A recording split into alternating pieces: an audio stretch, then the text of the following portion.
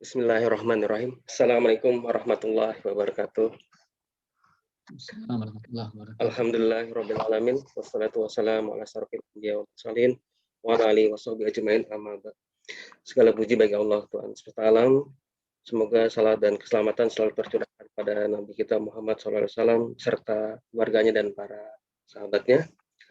Alhamdulillah kita bisa berkumpul kembali melalui kajian online mingguan yang insya Allah akan diisi kembali oleh Ustadz Saiful Rahmat, melanjutkan kembali kajian mengenai amalan ringan namun berpahala besar.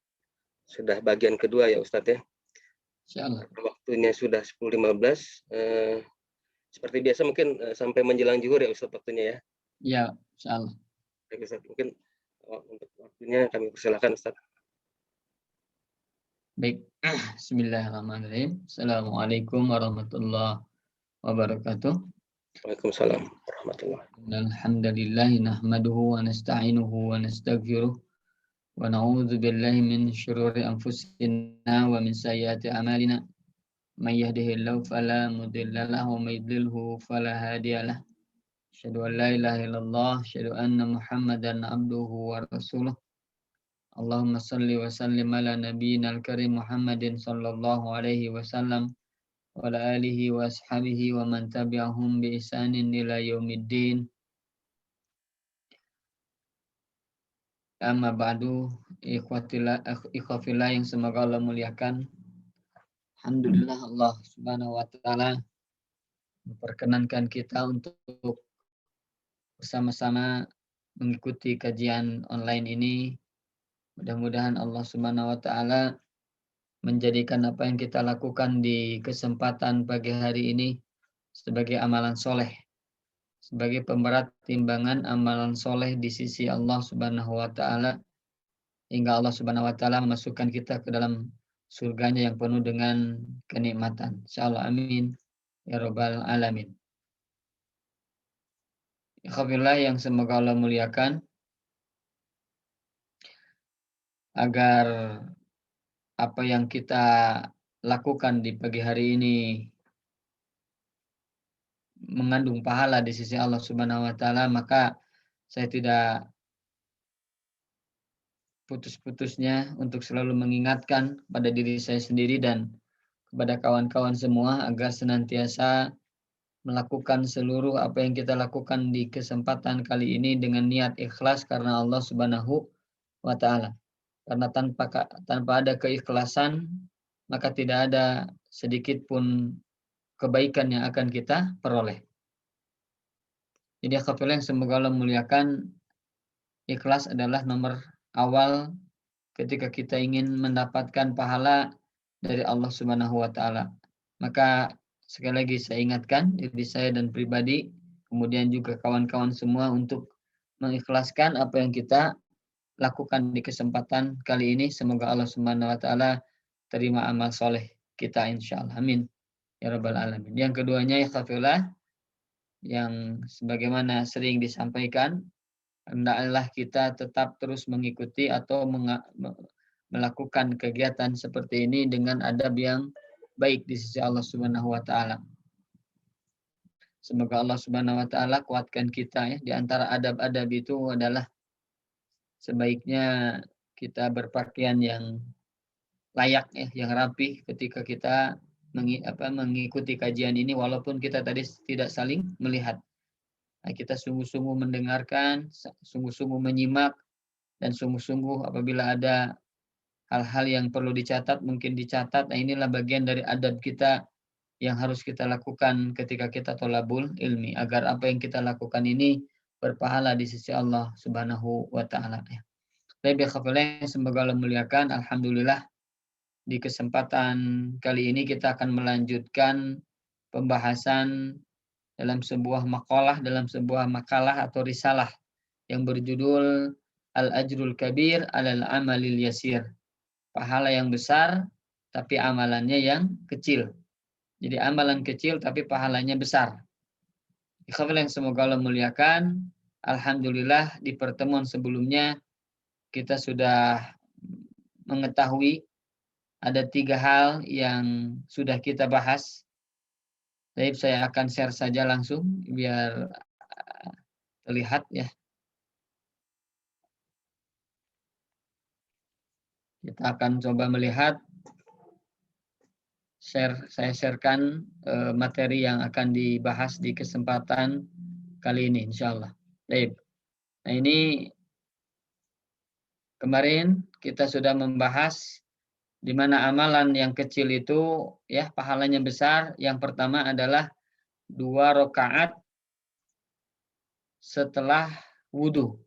Jadi kita berwudhu ya dengan sebaik-baiknya, wudhu dengan memperhatikan sunnah-sunnahnya, wudhu dengan sempurna, kemudian kita sholat 2 rakaat, maka pahalanya di sisi Allah Subhanahu Wa Taala, kata Nabi Shallallahu Alaihi Wasallam, dia akan masuk surga melalui 8 pintu yang dia inginkan. Insya Allah ini sangat besar sekali. Jadi wudhu, kemudian perbaiki wudhu ini dengan sebaik-baiknya, kemudian sholat 2 rakaat ya. Setelah berwudhu kita berdoa, asyhadu alla ilaha illallah, asyhadu anna muhammadan abduhu wa rasuluh. Nah, kemudian kita sholat ya 2 rakaat. Nah, maka ketika kita melakukan itu, maka kita akan masuk surga kata Nabi Shallallahu Alaihi Wasallam melalui 8 pintu yang kita memilih.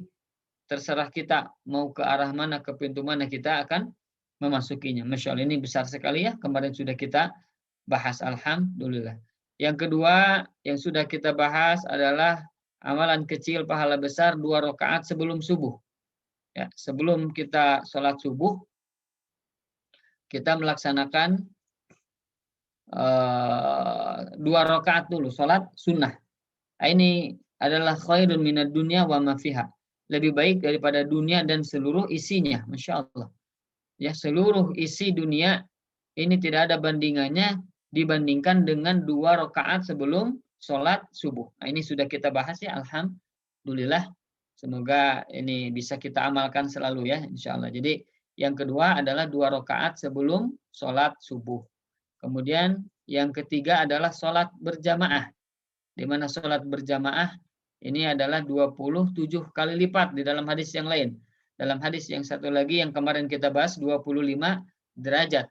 Artinya berarti satu hari kita akan mendapatkan 125 derajat lebih tinggi daripada orang yang sholat sendirian di rumah hanya 5 derajat. 25 dibanding 125.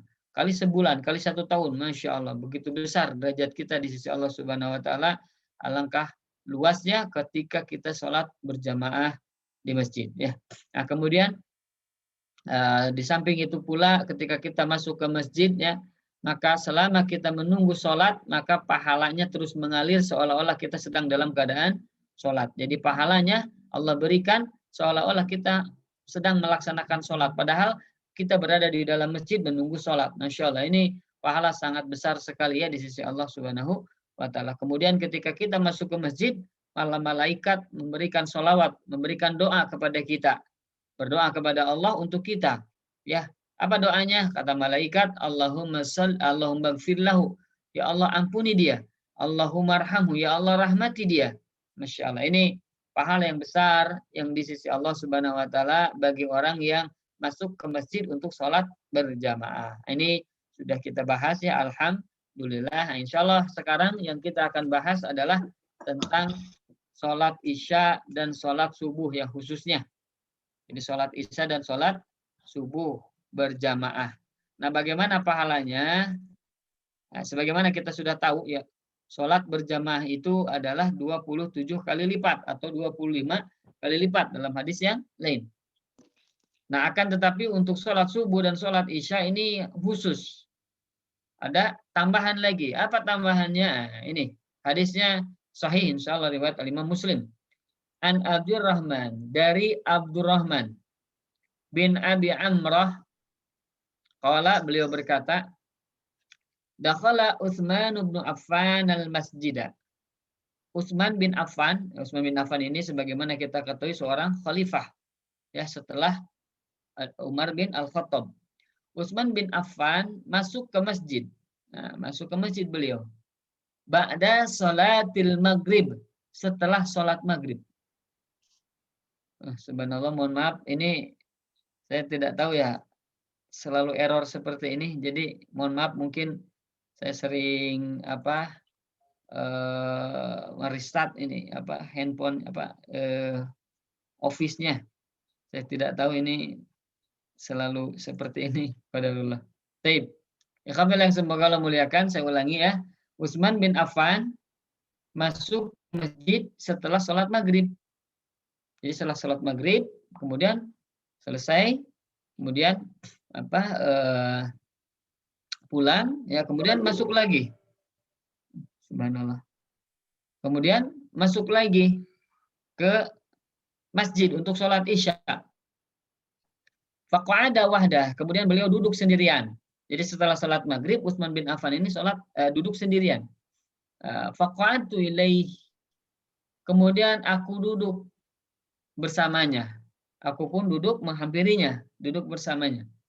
Kemudian faqala, lalu Utsman bin Affan beliau berkata kepadaku, ya, kepada Abdurrahman bin Abi Amrah, ya bena akhi, wahai anak pamanku. Ini adalah maksudnya kinayah ya, kalau di kita haina gitu ya. Wahai keponakanku. Nah, maksudnya bukan keponakannya. Maksudnya adalah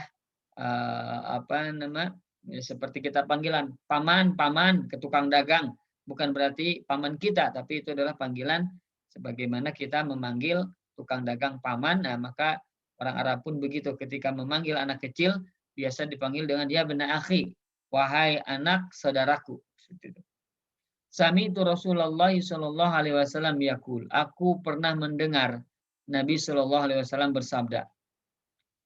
Kata Nabi sallallahu alaihi wasallam, man shallal isya, barang siapa yang sholat isya. Barang siapa yang sholat isya. Fi jama'atin. Dalam keadaan berjamaah.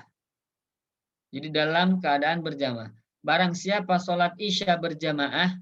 Faka'anna maqama nisfal lail. Maka seakan-akan dia sholat. Ya, koma itu berdiri ya. Berdiri untuk sholat. Seakan-akan ia berdiri untuk sholat nisfal lail. Setengah malam. Masya Allah. Jadi kata Nabi Shallallahu Alaihi Wasallam ya, yang dikutip oleh Utsman bin Affan, kenapa beliau bersemangat dalam menghadiri sholat isya berjamaah? Kata Nabi Shallallahu Alaihi Wasallam, barang siapa yang sholat isya berjamaah, maka seakan-akan ia berdiri, dia sholat berdiri ya setengah malam, di setengah malam dia berdiri, tidak ada hentinya. Masya Allah, ini seolah-olah dia berdiri seperti itu. Masya Allah. Wa man shalla subha, barang siapa yang sholat subuh ya, sholat fajar fi jama'atin, dalam keadaan berjamaah, fa ka'annama shallal laila kullah, maka seakan-akan dia sholat semalam suntuk ya, semalam penuh. Jadi satu malam penuh dia sholat terus-menerus. Itu orang yang sholat subuh berjamaah. Masya Allah. Lihat bagaimana pahala yang sangat besar yang akan Allah berikan kepada kita bagi orang yang sholat isya dan sholat subuh dalam keadaan berjamaah. Kata Nabi SAW, orang yang sholat isya berjamaah di masjid, maka ia seakan-akan berdiri, dia akan seakan-akan sholat setengah malam, full. Masya Allah, setengah malam, full. Ini. Tapi ketika seseorang sholat subuh berjamaah, maka dia seolah-olah dia sholat semalam penuh. Ya, semalam penuh. Kalau tadi sholat isya setengah malam, kalau sholat subuh semalam penuh. Bayangkan, Masya Allah. Ini pahala yang sangat besar sekali di sisi Allah Subhanahu wa Ta'ala. Ya. Dan yang paling sulit, ya orang-orang munafik ini sholat subuh dan sholat isya. Kata Nabi SAW, au kama qala, inna asqalas salati indal munafik. Sesungguhnya yang paling sulit sholat itu bagi orang munafik adalah sholatul isya, sholatul fajr. Sholat isya dan sholat subuh ya. Inilah ya kabar yang semoga Allah muliakan. Maka Nabi Shallallahu Alaihi Wasallam memberikan motivasi kepada kita agar senantiasa sholat berjamaah ya. Di mana? Di masjid. Ya, sholat apa itu? Seluruh sholat ya. Diutamakan ya, ditekankan lagi adalah sholat sholat subuh dan sholat isya. Inilah ya yang harus kita perhatikan ya. Ikhwafillah yang semoga Allah muliakan. Ini yang perlu diperhatikan bahwa sholat subuh ini sangatlah besar pahalanya di sisi Allah Subhanahu wa taala, dan besar sekali ya pahalanya menurut Nabi Shallallahu alaihi wasallam.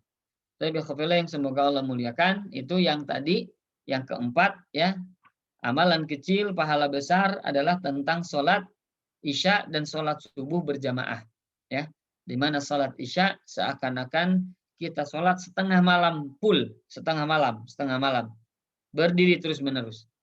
Nah, ketika kita sholat subuh, maka kita seolah-olah sholat semalam suntuk ya, semalam penuh. Nah, inilah semangat ya kita untuk melaksanakannya. Ya, yang semoga Allah muliakan, itu yang keempat. Yang kelima sekarang tentang sholat Jumat. Tentang sholat Jumat. Tadi sholat subuh dan sholat isya berjamaah. Sekarang sholat Jumat. Bagaimana ini pahalanya sholat Jumat ini? Kita lihat. An Aus ibni Aus, dari Aus bin Aus. Qala, beliau berkata, qala Rasulullah sallallahu alaihi wasallam, Nabi sallallahu alaihi wasallam bersabda, man iktasala yaumal jumu'ah wa ghassala, barang siapa yang mandi pada hari Jumat, wa ghassala, dan dia betul-betul mandi ya, dia membasahi seluruh badannya ya, wa bakkara wa batakara, kemudian dia bersegera ya, kemudian dia segera ke masjid, wa batakara, dan dia bersegera untuk sholat ya, dia segera pergi ke masjid, dia segera pergi untuk sholat. Wadana, kemudian dia mendekat. Nah, maksudnya mendekat, Masya Allah, ini error lagi ya, mohon maaf, saya ulangi lagi.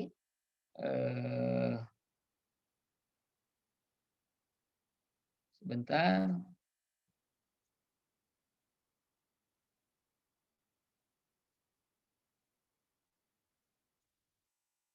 Baik, saya ulangi di sini. Barang siapa yang mandi pada hari Jumat ya, wa ghassala, nah dia betul-betul mandinya ya, dia berbah semua badannya, wa bakkara wa batakara, dia bersegera pergi ke masjid, dia bersegera untuk sholat, wadana wastama'a wa ansota, kemudian dia mendekat ke imam, wastama'a, dan dia mendengarkan sungguh-sungguh, maksudnya mendengarkan khutbah, jadi mendengarkan khutbah dengan sungguh-sungguh, wa ansota, dan diam. Nah, jadi tidak boleh kita berbicara, tidak boleh kita tidur ya ketika sholat Jumat. Nah, kita mendengar dengan sungguh-sungguh, mendekat kepada imam, yang paling dekat dengan imam itu pahala besar. Wastama, mendengar sungguh-sungguh, wa ansota, dan kemudian diam. Kata Nabi SAW dalam riwayat yang lain, bahwasanya idza qulta li sahibika yaumal jumu'ati ansid, ketika seseorang ya, jikalau engkau berkata kepada kawanmu ya, kawan sebelahmu pada hari Jumat ya, dengan perkataan diamlah, wal imamu yakhtub, sementara imam berkhutbah, yaumal jumu'ah, pada hari Jumat, maka faqad laghauta, maka engkau telah sia-sia dalam ibadah Jum'ahmu ya. Jadi tidak boleh berbicara ketika kita sholat Jum'ah, maka harus diam, mendengar sungguh-sungguh kemudian diam. Kana lahu bi kulli khutwatin yakhtuha ajru sanatin, maka baginya ya, orang yang tadi mandi dan bersegera ke masjid, mendekat, mendengar sungguh-sungguh dan diam, maka baginya setiap setiap langkah itu ya, yang ia langkahkan itu ajru sanatin, memiliki pahala seperti pahala 1 tahun. Masya Allah, 1 tahun penuh. Siyamuha wa qiyamuha, saumnya maupun qiyamnya. Qiyam itu berdiri untuk sholat. Ini hadisnya hadis hasan dan bisa diterima ya, riwayat Al-Imam At-Tirmizi. Jadi saya ulangi, ikhwatillahi semoga Allah muliakan. Ini khususnya bagi laki-laki ya. Barang siapa yang mandi dengan sempurna, dengan bagus, kemudian dia bersungguh-sungguh, kemudian dia bersegera untuk masuk masjid, dia bersegera untuk sholat Jumat, kemudian dia mendekat kepada imam, kemudian dia mendengar dengan sungguh-sungguh, kemudian dia diam, tidak berbicara, maka baginya setiap langkah kakinya itu, maka itu pahalanya seperti pahala 1 tahun. Masya Allah. Siyamuha wa qiyamuha, baik itu saumnya maupun sholatnya. Masya Allah.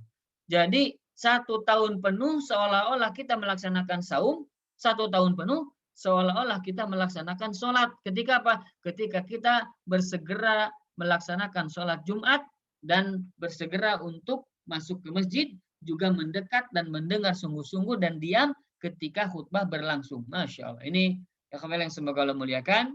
Besar sekali pahala di sisi Allah Subhanahu Wa Taala orang yang sholat Jumat dengan sungguh-sungguh ya. Ini yang dimaksud dengan iktasala, itu iktasala, yakni ghusala jismahu kullah, yaitu mandi membasahi, mencuci seluruh badannya. Kemudian ghusala mencucikan apa itu? Yakni ghusala ra'sahu, yaitu mencuci kepalanya. Jadi intinya mencuci seluruh kepala dan seluruh badan. Wa wajhu ifradi ra'si bidzakar annahum kanu yaj'aluna fi dahna wa nahu. Jadi kenapa kepala itu dipisahkan dalam mandi? Kenapa iktasala itu hanya badan, kemudian ghusala itu mencuci rambut? Karena rambut ini memiliki kekhususan, ya kekhususan. Kenapa? Karena orang-orang Arab ya rambut ini sebuah mahkota ya, maka dipisahkan ketika redaksi kalimat mandi tadi ya. Kenapa? Karena rambut pun selalu dipakai untuk minyak, pakai minyak rambut ya, seperti itu. Ini dikhususkan. Wa kanu yughsilunaha awalan, dan mereka itu ya mencuci rambut itu kepala ya maksudnya pertama kali. Summa yaktasilun, kemudian mereka mencuci seluruh badannya ya. Nah, kemudian mubakkaro wa betakaro, bakaro bersegera, wa betakaro sama bersegera sebetulnya adalah yang dimaksud iraduhuma ma'an litakid. Yang dimaksud adalah sama untuk menegaskan. Jadi sama-sama bersegera. Dan dikatakan bahwasanya yang namanya bakaro itu adalah ata fi awalil waqt, datang di awal waktu, wa asra ilai, dan bersegera. Jadi kalau bakaro itu datang di awal waktu ke masjid dan segera masuk masjid. Wabatakaro, dan namanya ibtakaro itu adalah adaraka awal al khutbah, dia mendapatkan di awal khutbah.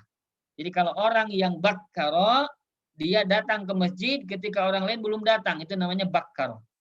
Dan ibtakaro ya, ibtakaro itu bersegera, maksudnya apa?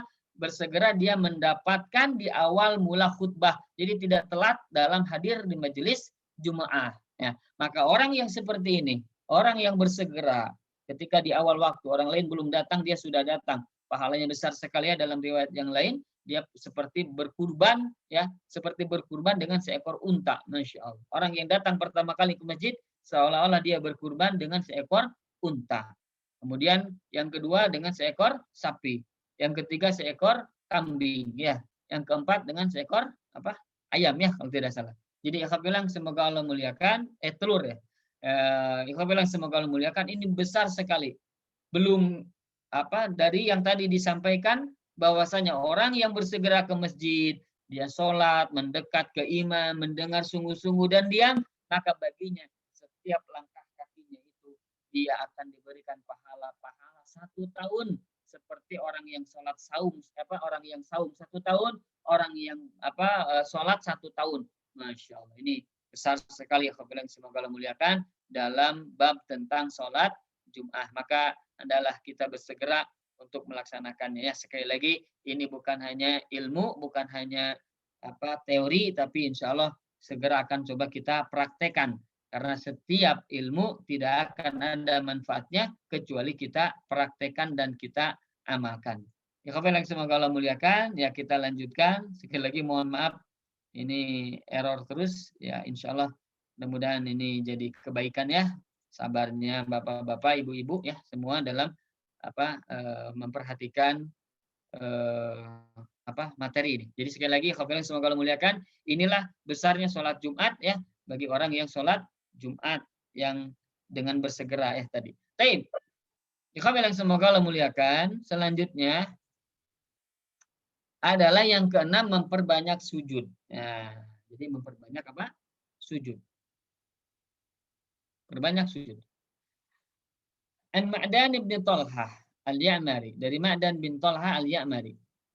Qala, beliau berkata, laqitu Sauban maula Rasulillah sallallahu alaihi wasallam. Aku bertemu dengan Sauban maula ini bekas budaknya ya, bekas budaknya Nabi sallallahu alaihi wasallam. Sauban ini bekas budaknya Nabi sallallahu alaihi wasallam. Kata Sauban, kata Ma'dan, akhbirni. Nah, karena beliau itu Sauban ini ya, budaknya Nabi, pasti beliau tahu apa yang dilakukan oleh Nabi Shallallahu alaihi wasallam dan apa yang disampaikannya. Maka beliau bertanya kepada Sauban ini, akhbirni bi amalin. Wahai Sauban, kabarkan kepadaku, beritahukan aku bi amalin dengan suatu amal-amalan. A'maluhu yudkhiluni Allahu bihil jannah. Di mana aku mengamalkannya, aku melakukannya, maka Allah akan memasukkanku ke dalam surga. Jadi kabarkan kepadaku, beritahukan kepadaku dengan suatu amalan, di mana ketika aku mengamalkannya, maka Allah akan memasukkan aku ke dalam surganya Allah Rabbul Alamin. Atau dia berkata ya, ini Tolha ini, kultu aku berkata, ini siapa Tolha ini ya, bi'ahabil a'mal akhbirni, kabarkan kepadaku, beritahu aku dengan amalan yang paling dicintai oleh Allah Subhanahu wa taala. Bi'ahabil a'mali ilallah taala. Beritahukan kepadaku wahai Sauban apa yang disampaikan oleh Nabi Shallallahu alaihi wasallam tentang amal yang paling dicintai oleh Allah Subhanahu wa taala. Ini bertanya Tolha al-Ya'mari kepada Sauban ya, maula Nabi Shallallahu alaihi wasallam. Fasakata. Kemudian beliau diam, Sauban ini diam, tidak menjawab. Summa sa'altu, kemudian aku bertanya lagi, kata Mi'dan. Fasakata, kemudian dia masih diam, Sauban ini diam, ditanya diam wae gitu. Summa sa'altahu salisata, kemudian aku bertanya kepadanya yang tiga kalinya. Faqala, kemudian Sauban menjawab, sa'altu an dzalika Rasulullah sallallahu alaihi wasallam. Aku pun sama bertanya tentang amalan tersebut kepada Nabi Shallallahu alaihi wasallam. Faqala, kemudian Nabi Shallallahu alaihi wasallam bersabda, alaika bikasrati sujudi lillah. Hendaklah engkau memperbanyak sujud karena Allah Subhanahu wa taala. Hendaklah engkau memperbanyak sujud kepada Allah Subhanahu wa taala. Fa innaka la tasjudu lillahi sajdatan. Karena sesungguhnya tidaklah engkau sujud kepada Allah dengan satu kali sujud, illa rafa'akallahu biha darajatan, kecuali Allah akan mengangkatmu beberapa derajat. Jadi satu derajat Allah angkat satu kali sujud Allah angkat derajatmu, masya Allah. Wa hatta anka biha khati'atan, dan Allah hapus dengan kesalahan, satu kali kesalahan Allah hapus, masya Allah.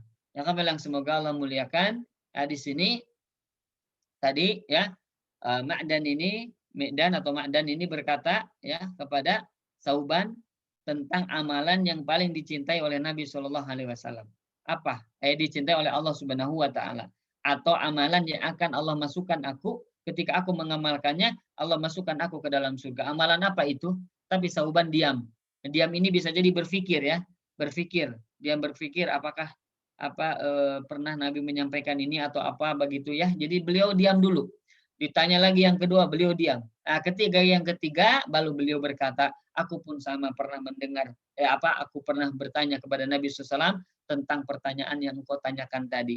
Maka kata Nabi, alaika bikasrati sujudi lillah, hendaklah engkau memperbanyak sujud karena Allah Subhanahu wa taala. Fa innaka la tasjudu lillahi sajdatan, karena tidaklah engkau sujud satu kali sujud kecuali Allah akan naikkan engkau derajat satu derajat, dan Allah akan hapus kepadamu satu kesalahan. Masya Allah. Alhamdulillah. Semoga Allah muliakan. Maka orang yang memperbanyak sujud, ya banyak sholat, berarti intinya maksudnya ketika orang banyak sholat, maka dia akan memperbanyak sujud. Ketika dia memperbanyak sujud, maka dia akan memperbanyak derajat di sisi Allah Subhanahu wa taala. Ketika dia memperbanyak sujud, maka memperbanyak dosa-dosa yang dihapus oleh Allah Subhanahu wa taala ya. Baik, yang semoga Allah muliakan. Ini yang keenam adalah apa? Perbanyak sujud. Yang keenam perbanyak sujud. Lanjut dulu ya. Yang ketujuh tentang sholat duha. Sekarang tentang sholat duha. Bagaimana ini tentang sholat duha? Baik. An Abi Dzar radhiyallahu anhu. Dari Abu Dzar Al-Ghifari ya, radhiyallahu anhu. Anin Nabi sallallahu alaihi wasallam qol, dari Nabi sallallahu alaihi wasallam bahwa beliau bersabda, yusbi ala kulli sulama min ahadikum shadaqah. Ya. Setiap pagi itu, setiap tusuk ya, setiap rusuk salah seorang di antara kalian itu adalah ada sedekahnya. Fakullu tasbihatin sedekah. Maka setiap tasbih itu adalah sedekah. Subhanallah, itu sedekah. Subhanallah, sedekah, itu sedekah, Masya Allah. Wa kullu tahmidatin sedekah. Setiap tahmid. Tahmid itu membaca alhamdulillah. Alhamdulillahirabbil alamin. Itu sedekah. Masya Allah. Setiap tahmid adalah sedekah. Wa kullu Masya Allah. Wa kullu tahlilatin sedekah. Sebentar, mohon maaf, Masya Allah, ini saya tidak tahu ya, ini ada error. Qadarullah. Bentar. Baik. Nah, ini tentang salat duha. Baik, saya ulangi. Maka setiap subuh, setiap pagi ya, rusuk anak Adam itu, kita, salah seorang di antara kalian itu ada sedekahnya. Untuk hendaklah bersedekah. Dengan cara apa? Maka dengan cara tasbih. Maka orang yang bertasbih itu dia bersedekah. Orang tahmid dia membaca alhamdulillah dia sedekah. Ya. Wa kullu tahlilatin sedekah. Setiap dia tahlil itu membaca la ilaha illallah. Itu adalah sedekah. Jadi tasbih sedekah, tahmid sedekah, tahlil sedekah.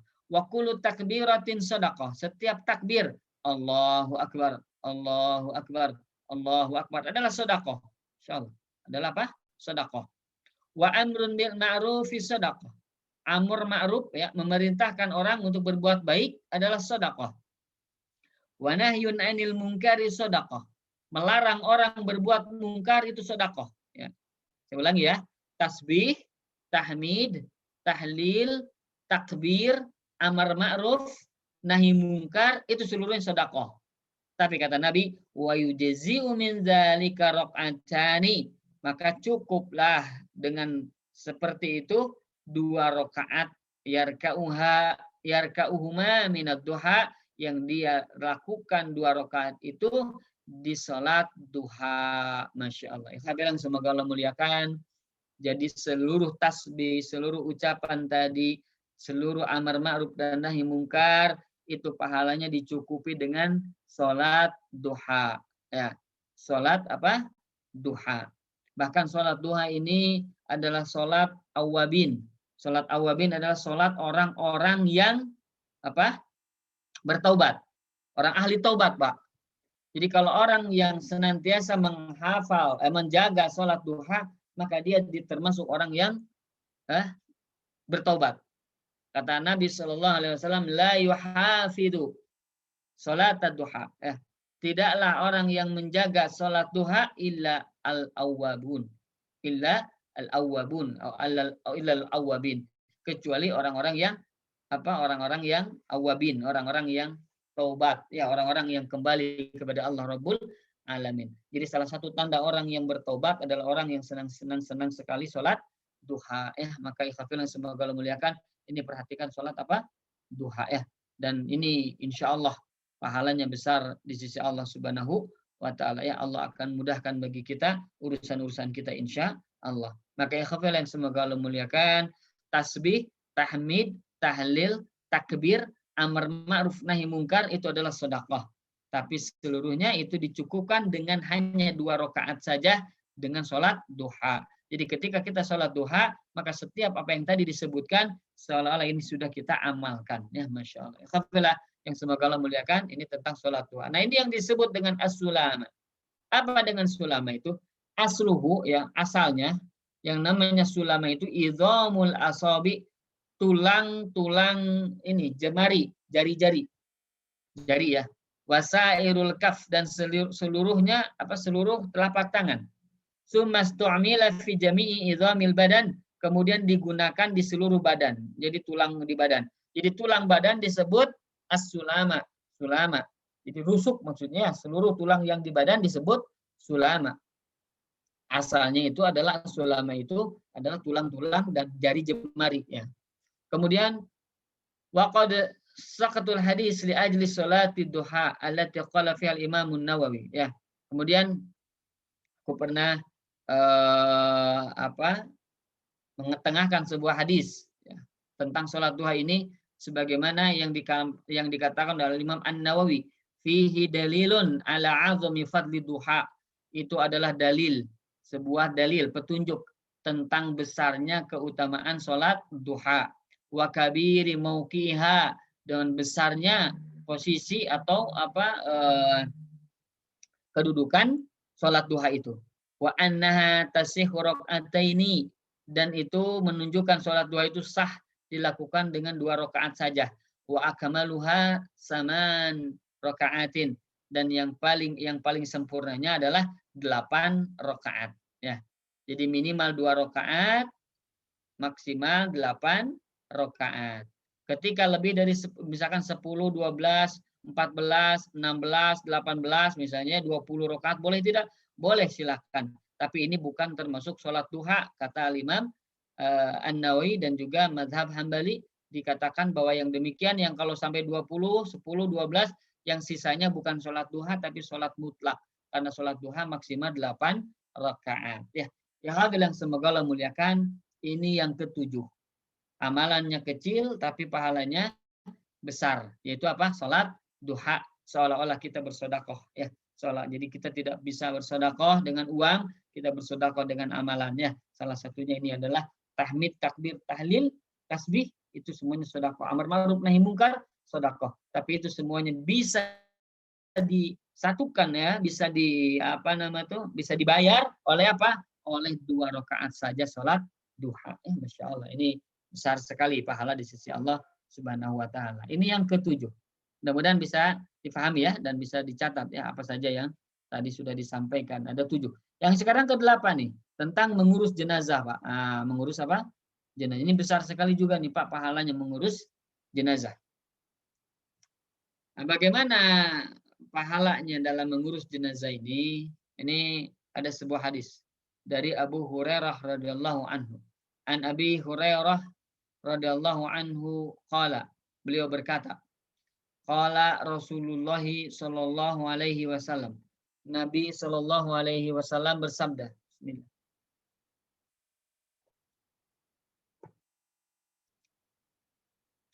Subhanallah, sebentar.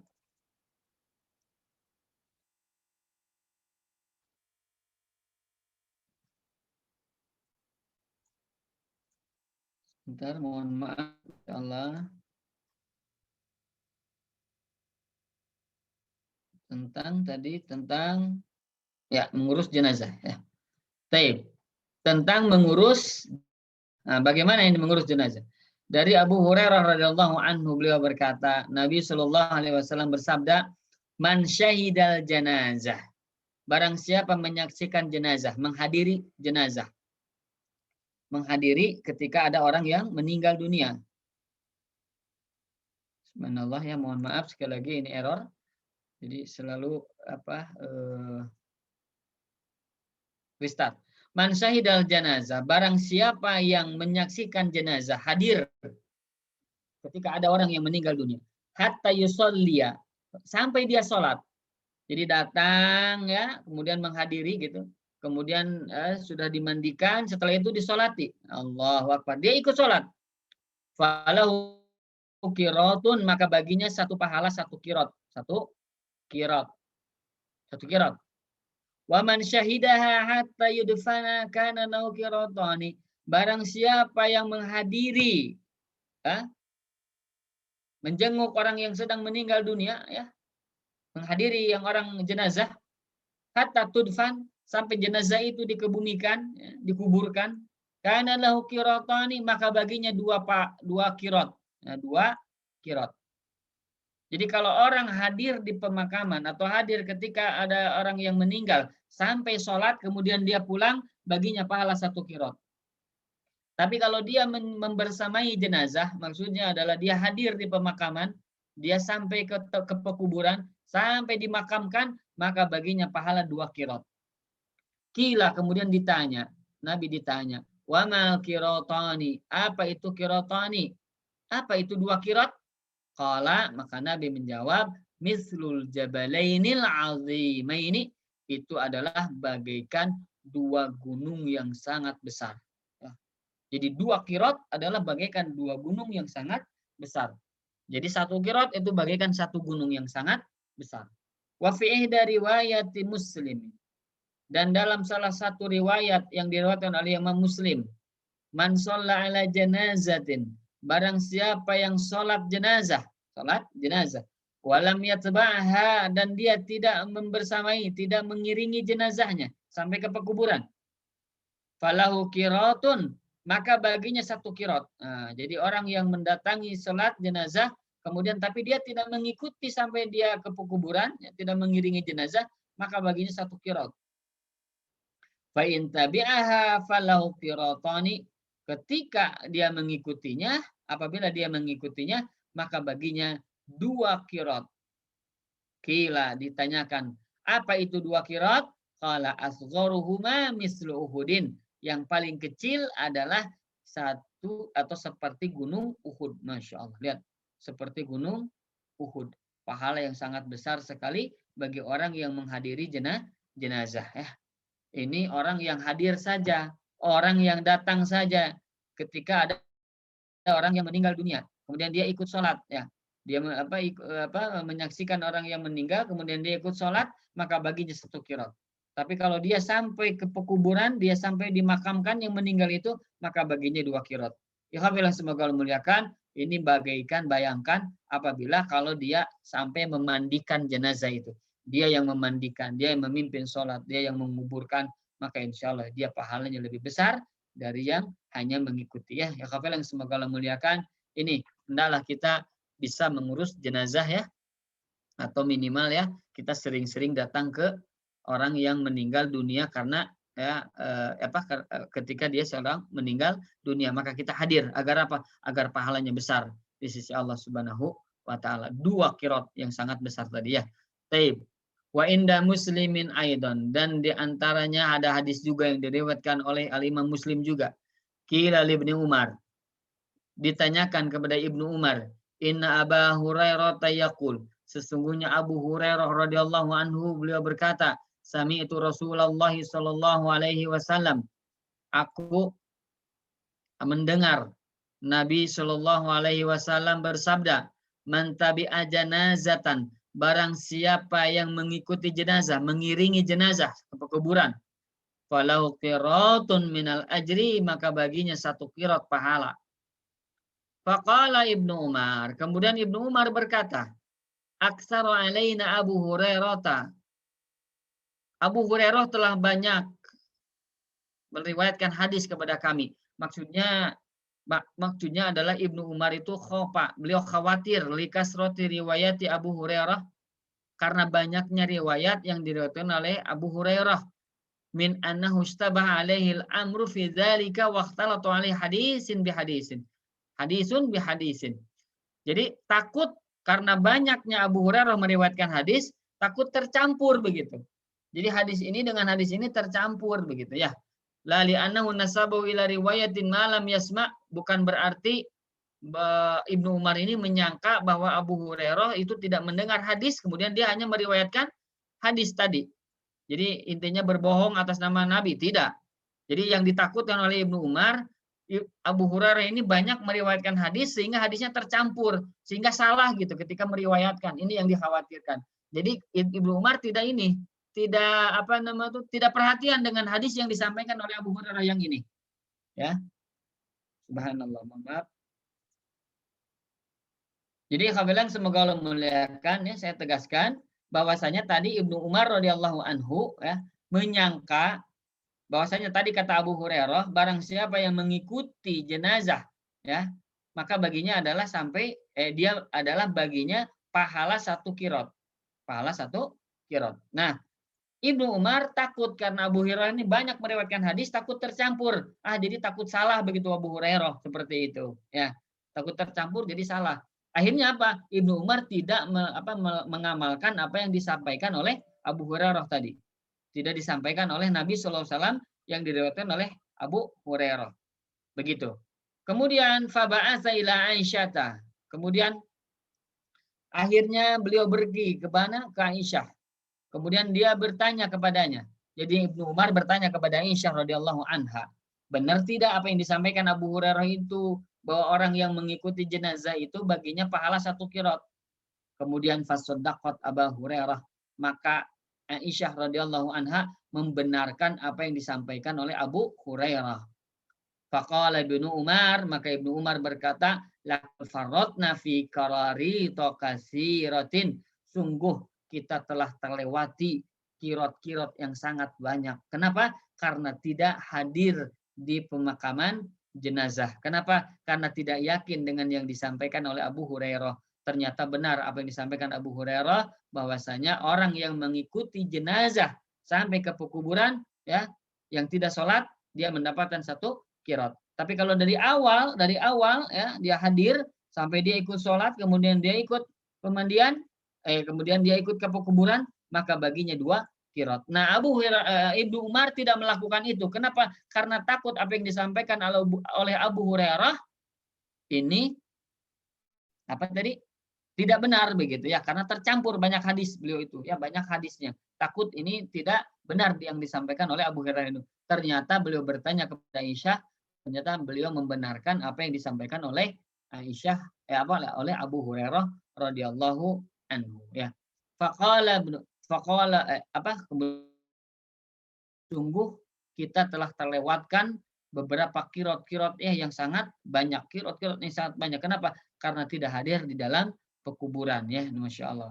Yatabayyanu min qauli Ibnu Umar. Ya, begitu jelas ya dengan perkataan Ibnu Umar ini radhiyallahu anhu ini. Radhiyallahu anhuma ini. Maka sahabatu alaihi min ar-raghbati fi ta'ati. Bahwasanya para sahabat itu mereka itu betul-betul hanjakal gitu ya kalau dalam bahasa Indonesia. Kalau bahasa Sunda, bahasa Indonesia itu apa ya? Menyesal. Mereka menyesal terhadap amalan yang telah mereka lewatkan, yang tidak diamalkan. Masya Allah. Inilah ya hebatnya para sahabat radhiyallahu anhum ajmain. Wa in kanu la ya'lamuna 'azama mauqihi, walaupun mereka itu tidak mengetahui begitu besarnya pahala yang disebutkan tadi. Ya, ikhwan yang semoga Allah muliakan, inilah hebatnya para sahabat ya. Jadi begitu bersegera dalam amal soleh. Nah, jadi berkeinginan untuk mengamalkan amal soleh dan mereka menyesal tentang apa yang telah mereka lewatkan yang tidak beramal. Masya Allah. Maka ya khawatir yang semoga Allah muliakan, ini tentang sholat jenazah ya, tentang hadir di pemakaman. Maka inilah pahalanya 2 kirot. Ya, 1 kirotnya itu bagaikan apa tadi? Gunung ya, gunung Uhud. Masya Allah, besar sekali ya. Itu yang ke-8. Nah, kemudian yang ke-9 adalah bab tentang saum, kata Nabi Shallallahu Alaihi Wasallam. Ini banyak kita lewatkan ya, khususnya saya nih. Insya Allah mudah-mudahan. Ya, kalau orang yang saum biasa saum itu akan terus saum, itu sudah biasa saum, dia akan merasa nyaman dengan saum itu. Tapi kalau sudah sekali saja tidak, 2 kali tidak, akhirnya tidak terus ke sananya. Nah, ini juga perlu diperhatikannya oleh kita. Mudah-mudahan Allah Subhanahu Wa Taala memberikan kekuatan kepada kita untuk bisa mengamalkan saum ini ya, insya Allah. Tapi yang semoga Allah muliakan. Nah, bagaimana tentang saum ini?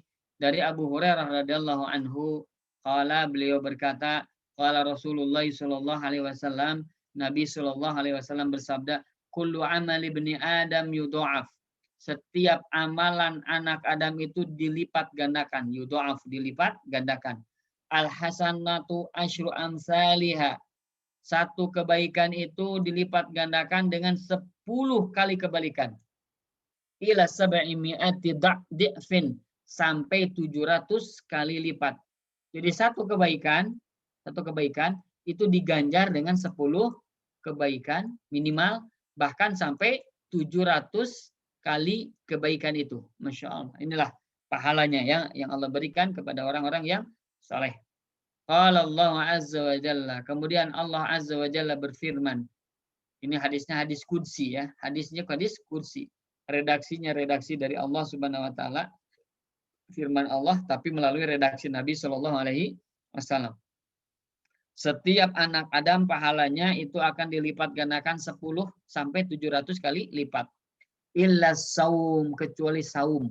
Kecuali apa? Saum. Fa innahu li, karena sesungguhnya saum itu adalah untukku. Wa ana ajzibih, dan aku sendiri yang akan membalasnya. Aku sendiri yang akan memberikan ganjarannya. Jadi yang menilai saum itu bukan malaikat, tapi langsung Allah Subhanahu wa Ta'ala. Ini begitu besar sekali ya.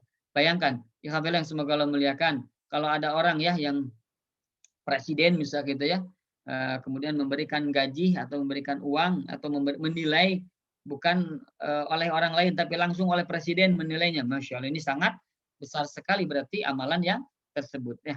Maka subhanallah. Jadi akan bilang semoga Allah muliakan sekali lagi bahwasanya setiap amalan soleh itu dilipat gandakan sampai 10 hingga 700 kali lipat kecuali apa? Kecuali saum. Ya, maka saum itu adalah li kata Nabi, kata Allah Subhanahu wa taala. Fa inna sauma li, fa innahu li. Sesungguhnya saum itu adalah untukku dan aku yang akan membalasnya langsung, tidak oleh malaikat, tapi aku sendiri yang membalasnya. Ini ya. Yada'u syahawatahu wa ta'amu min ajli. Dia meninggalkan syahwatnya, dia meninggalkan makanannya min ajli karenaku.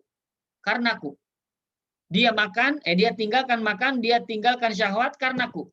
Maka aku sendiri yang akan mengganjarnya. Aku sendiri yang akan memberikan pahala kepadanya. Masya Allah.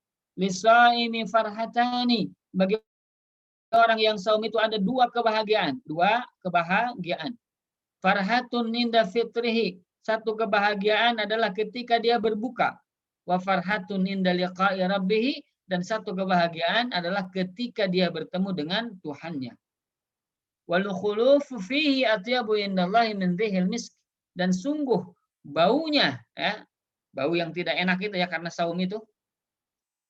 Ketika saum itu atyabu lebih wangi, lebih bagus, lebih enak, lebih bagus, lebih baik di sisi Allah Subhanahu wa taala min rihil misk dari wangi minyak kasturi. Masya Allah. Jadi di sisi Allah orang yang saum itu yang baunya itu menurut kita itu adalah wangi di sisi Allah Rabbul Alamin. Alhamdulillah semoga Allah muliakan di sini pahala yang begitu besar orang yang saum. Kenapa? Karena dia sendiri yang akan Allah sendiri yang akan mengganjar pahalanya, memberikan pahalanya, Masya Allah. Mudah-mudahan Allah kuatkan, Allah berikan kekuatannya, khususnya kepada saya ya, kepada kita. Ini paling sulit ya saum itu bagi orang yang memang diawali ya, kalau sudah biasa nanti enak sananya teh biasa saum terus gitu ya. Kalau sudah tidak berarti susah lagi ke sananya. Nah ini memang ujiannya, maka insya Allah mudah-mudahan besok ya hari Senin kita coba untuk melaksanakan apa saum ya. Dan ini besar pahalanya di sisi Allah Subhanahu wa taala. Mudah-mudahan Allah berikan kekuatan kepada kita ya, kecuali orang yang sakit yang harus minum obat ya dan lain sebagainya itu mah tidak apa-apa. Tapi pahalanya insya Allah dapat bagi orang yang berniat untuk saum kemudian dia tidak bisa melaksanakan saum karena ada uzur, insya Allah ada pahalanya juga di sisi Allah Subhanahu wa taala. Ini ada firman Allah taala yang tadi wa ana ajzibih dan aku yang akan membalasnya. Ini adalah bayanun li'idhami fadlihi. Ini adalah penjelasan begitu agungnya, begitu besarnya keutamaan saum itu. Wa kasrati sawabihi dan begitu banyaknya pahala saum tersebut. Li'annal karima karena sesungguhnya sebuah kemuliaan itu idza akhbara bi annahu yatawalla bi nafsihi al jaza' iqtada idzam qadril jaza'i wa sa'atil ata'i. Maka apabila dikabarkan bahwasanya yang menjadikan atau yang menilai ya yang memberikan sesuatu itu oleh dirinya sendiri ya dengan membalas dengan balasan itu dibalasnya itu dengan dirinya sendiri oleh dirinya sendiri, maka itu menunjukkan keagungan derajat pahala tersebut dan menunjukkan luasnya pemberian tersebut ya. Jadi kalau tadi 10 sampai 700 kali lipat itu sebenarnya tidak ada bandingannya dengan Allah sendiri yang akan membalasnya. Artinya apa? Lebih besar daripada 700 kali lipat. Masya Allah. Lebih besar daripada 700 kali lipat. Maka orang yang melaksanakan saum dia akan dinilai oleh Allah Subhanahu wa taala dan pahalanya akan berlipat-lipat lebih dari pahala kebaikan yang lainnya. Kalau pahala kebaikan hanya 10 sampai 700 kali lipat dan itu dicatat oleh para malaikat, ya sudah ada SOP-nya. Begini. Tapi kalau saum itu langsung Allah sendiri yang menilainya, Allah sendiri yang akan menilainya ya. Menilainya, mengeceknya. Ini pahalanya sekian, Masya Allah. Dan ini lebih besar daripada 700 kali lipat, Masya Allah. Ya, kami bilang semoga Allah muliakan. Ini yang ke-9 ya. Ada lagi tambahan. Kemudian, ini sudah tadi ya. Ini Nabi Shallallahu Alaihi Wasallam ada lagi bersabda. Apa? Salasun. Ada 3 perkara. Ada 3 perkara. Afan. Salasun ada 3 hari ya maksudnya. 3 hari min kulli syahrin setiap bulan. Wa Ramadan ila Ramadan. Jadi saum 3 hari ya setiap bulan. Wa Ramadan ila Ramadan. Kemudian Ramadan ke bulan Ramadan lagi. Fahada siyamu dahri kullihi. Ini adalah saum seluruhnya. Saum setiap tahun, sepanjang tahun. Jadi orang yang melaksanakan saum Ramadan, kemudian setiap bulan 3 hari, ya maka dia seolah-olah saum sepanjang tahun. Kemudian siyamu yaumi Arafah. Saum pada hari Arafah. Hari Arafah ya ketika haji wukuf ya, di mana di Arafah. Ahtasibu 'alallahi. Aku berharap kepada Allah Subhanahu wa taala bahwasanya pahalanya adalah an yukaffiras sanata allati qablahu, agar Allah menutup atau menghapus kesalahan 1 tahun sebelumnya. Wasanata allati ba'dahu, dan menghapus kesalahan 1 tahun setelahnya. Insyaallah. Jadi saum Arafah itu 1 tahun sebelum dengan 1 tahun setelah. 1 tahun sebelum dengan 1 tahun setelah. Ini pahala bagi orang yang melaksanakan saum Arafah, Masya Allah. Wasiyamu yaumi Asyura, dan saum hari Asyura. Asyura itu 10 Muharram ya. Ahtasibu 'alallahi an yukaffira sanata allati qablahu. Aku berharap kepada Allah, berharap pahala dari Allah Subhanahu wa taala agar Allah menutup, menghapus kesalahan 1 tahun sebelumnya. Masya Allah. Ya, yang semoga Allah muliakan. Ini tentang saum Arafah dan saum Asyura. Ya, saum Arafah hendaklah kita bersegera untuk melaksanakannya ketika datang Arafah ya. Ya, yang semoga Allah muliakan. Bagaimana tadi pahalanya? Pahalanya adalah ketika saum Arafah itu menghapus kesalahan setahun sebelum dan menghapus kesalahan setahun setelahnya. Kemudian saum Asyura itu menghapus kesalahan 1 tahun sebelumnya. Ini besar sekali pahala tentang saum Arafah dan saum Asyura ya. Mudah-mudahan bisa difahami. Qala al-Imam An-Nawawi. Kemudian Al-Imam An-Nawawi berkata, fi shaumi yaumi Arafah, tentang saum pada hari Arafah. Ma'nahu yukaffiru dzunuba shaimuhu fi sanataini. Bahwasanya maknanya adalah Allah menutup dosa-dosa orang yang saum pada hari Arafah itu fi sanataini dalam 2 tahun, yaitu setahun sebelum, 1 tahun setelahnya. Dan mereka berkata, wal muradu biha shaghair. Para ulama lain mengatakan yang dimaksud yang dihapus kesalahan adalah as-shaghair, dosa-dosa yang kecil. Adapun dosa-dosa besar tidak Allah hapus. Ya, maka ini perlu taubat dengan taubatan yang nasuha dan berganti dengan amalan-amalan yang soleh dan minta taubat, minta istighfar kepada Allah Rabbul Alamin. Adapun yang tadi otomatis dihapus adalah dosa-dosa yang kecil. Fa illam takun shaghair yurja takhfifu minal kabair. Apabila dia tidak punya dosa-dosa kecil, maka diharapkan itu akan meringankan dosa-dosa yang besar.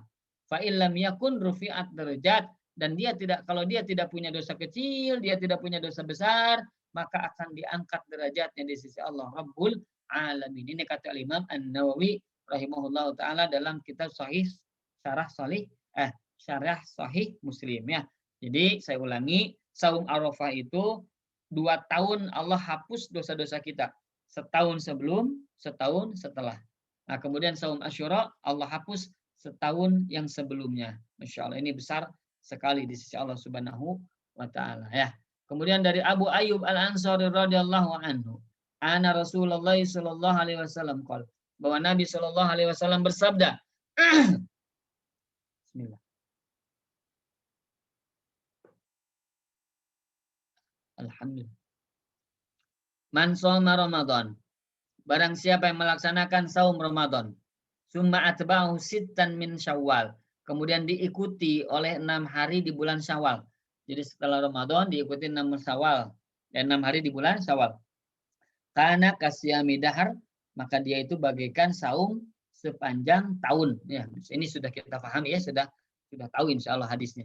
Jadi orang yang saum Ramadan diikuti 6 hari di bulan Syawal, maka seolah-olah dia saum sepanjang tahun.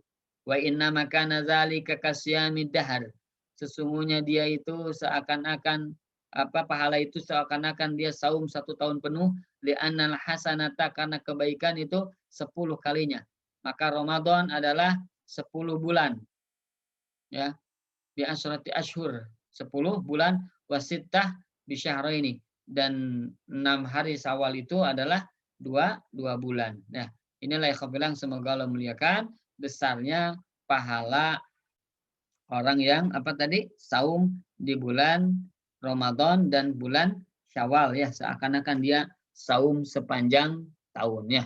Baik, ya yang semoga Allah muliakan. Selanjutnya, An Abi Sa'id Al-Khudri radhiyallahu anhu, dari Abu Sa'id Al-Khudri radhiyallahu anhu, sami'tu Rasulullah sallallahu alaihi wasallam yaqul, aku mendengar Nabi sallallahu alaihi wasallam bersabda, man shoma yauman fi sabilillah, barang siapa yang saum 1 hari fi sabilillah, di jalan Allah, fi sabilillah, ketika jihad di jalan Allah, ba'adallahu wajahahu anin nas sab'ina kharifan, maka Allah akan jauhkan wajahnya dari api neraka 70 tahun. 70 tahun jarak perjalanan, Allah jauhkan wajahnya dari api neraka. Artinya Allah selamatkan dia dari api neraka. Wa zahiru annal maqsuda bihi asyamu ayyamal ghazwi wal jihad. Yang dimaksud di sini, ya, yang tadi saum sabilillah ini, bahwasanya maksudnya adalah saum pada hari peperangan. Jadi ketika perang kita saum. Ketika kita berjihad, ya, melawan orang-orang kafir yang menindas kaum muslimin, kemudian kita berperang dengan mereka, berjihad dengan mereka, kemudian kita saum, maka 1 hari itu Allah jauhkan dia wajahnya dari api neraka 70 tahun jaraknya, Masya Allah. Kemudian lagi selanjutnya Al-Imam Ibnul Jauzi, ya, Al-Imam Ibnul Jauzi, beliau berkata, idza utliko dzikru sabilillah, apabila disebutkan secara umum tentang sabilullah, fal muradu bihil jihad, maka yang dimaksud adalah al jihad, ya. Jadi kalau disebut sabilillah itu berarti jihad maknanya secara umum, ya. Qala Ibnu Daqiq Al-Aid, kemudian Ibnu Daqiq Al-Aid beliau berkata, al-uruf al-aktsaru istimaluhu fil jihad, bahwasanya kebiasaan itu, ya, yang banyaknya adalah menggunakan kata sabilillah, sabilillah adalah tentang jihad. Wa yahtamilu an yurada bisabilillah ta'atuhu kaifa kanat, dan bisa dimungkinkan juga, ya, yang dimaksud bisabilillah itu adalah mentaati Allah Subhanahu wa taala apapun keadaannya. Wal awal akrob, tapi yang pertama itu yang lebih dekat kepada kebenaran. Maksudnya apa? Yang dimaksud dengan sabilillah di sini adalah ketika berjihad.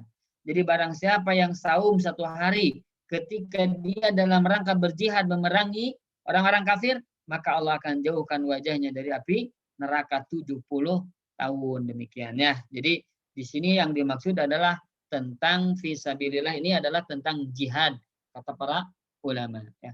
Wa yaqulul Imamun Nawawi, kemudian Al-Imam An-Nawawi berkata rahimahullahu taala, fihi fadilatus siyam, di sini ada fadilah keutamaan saum fi sabilillah, di jalan Allah.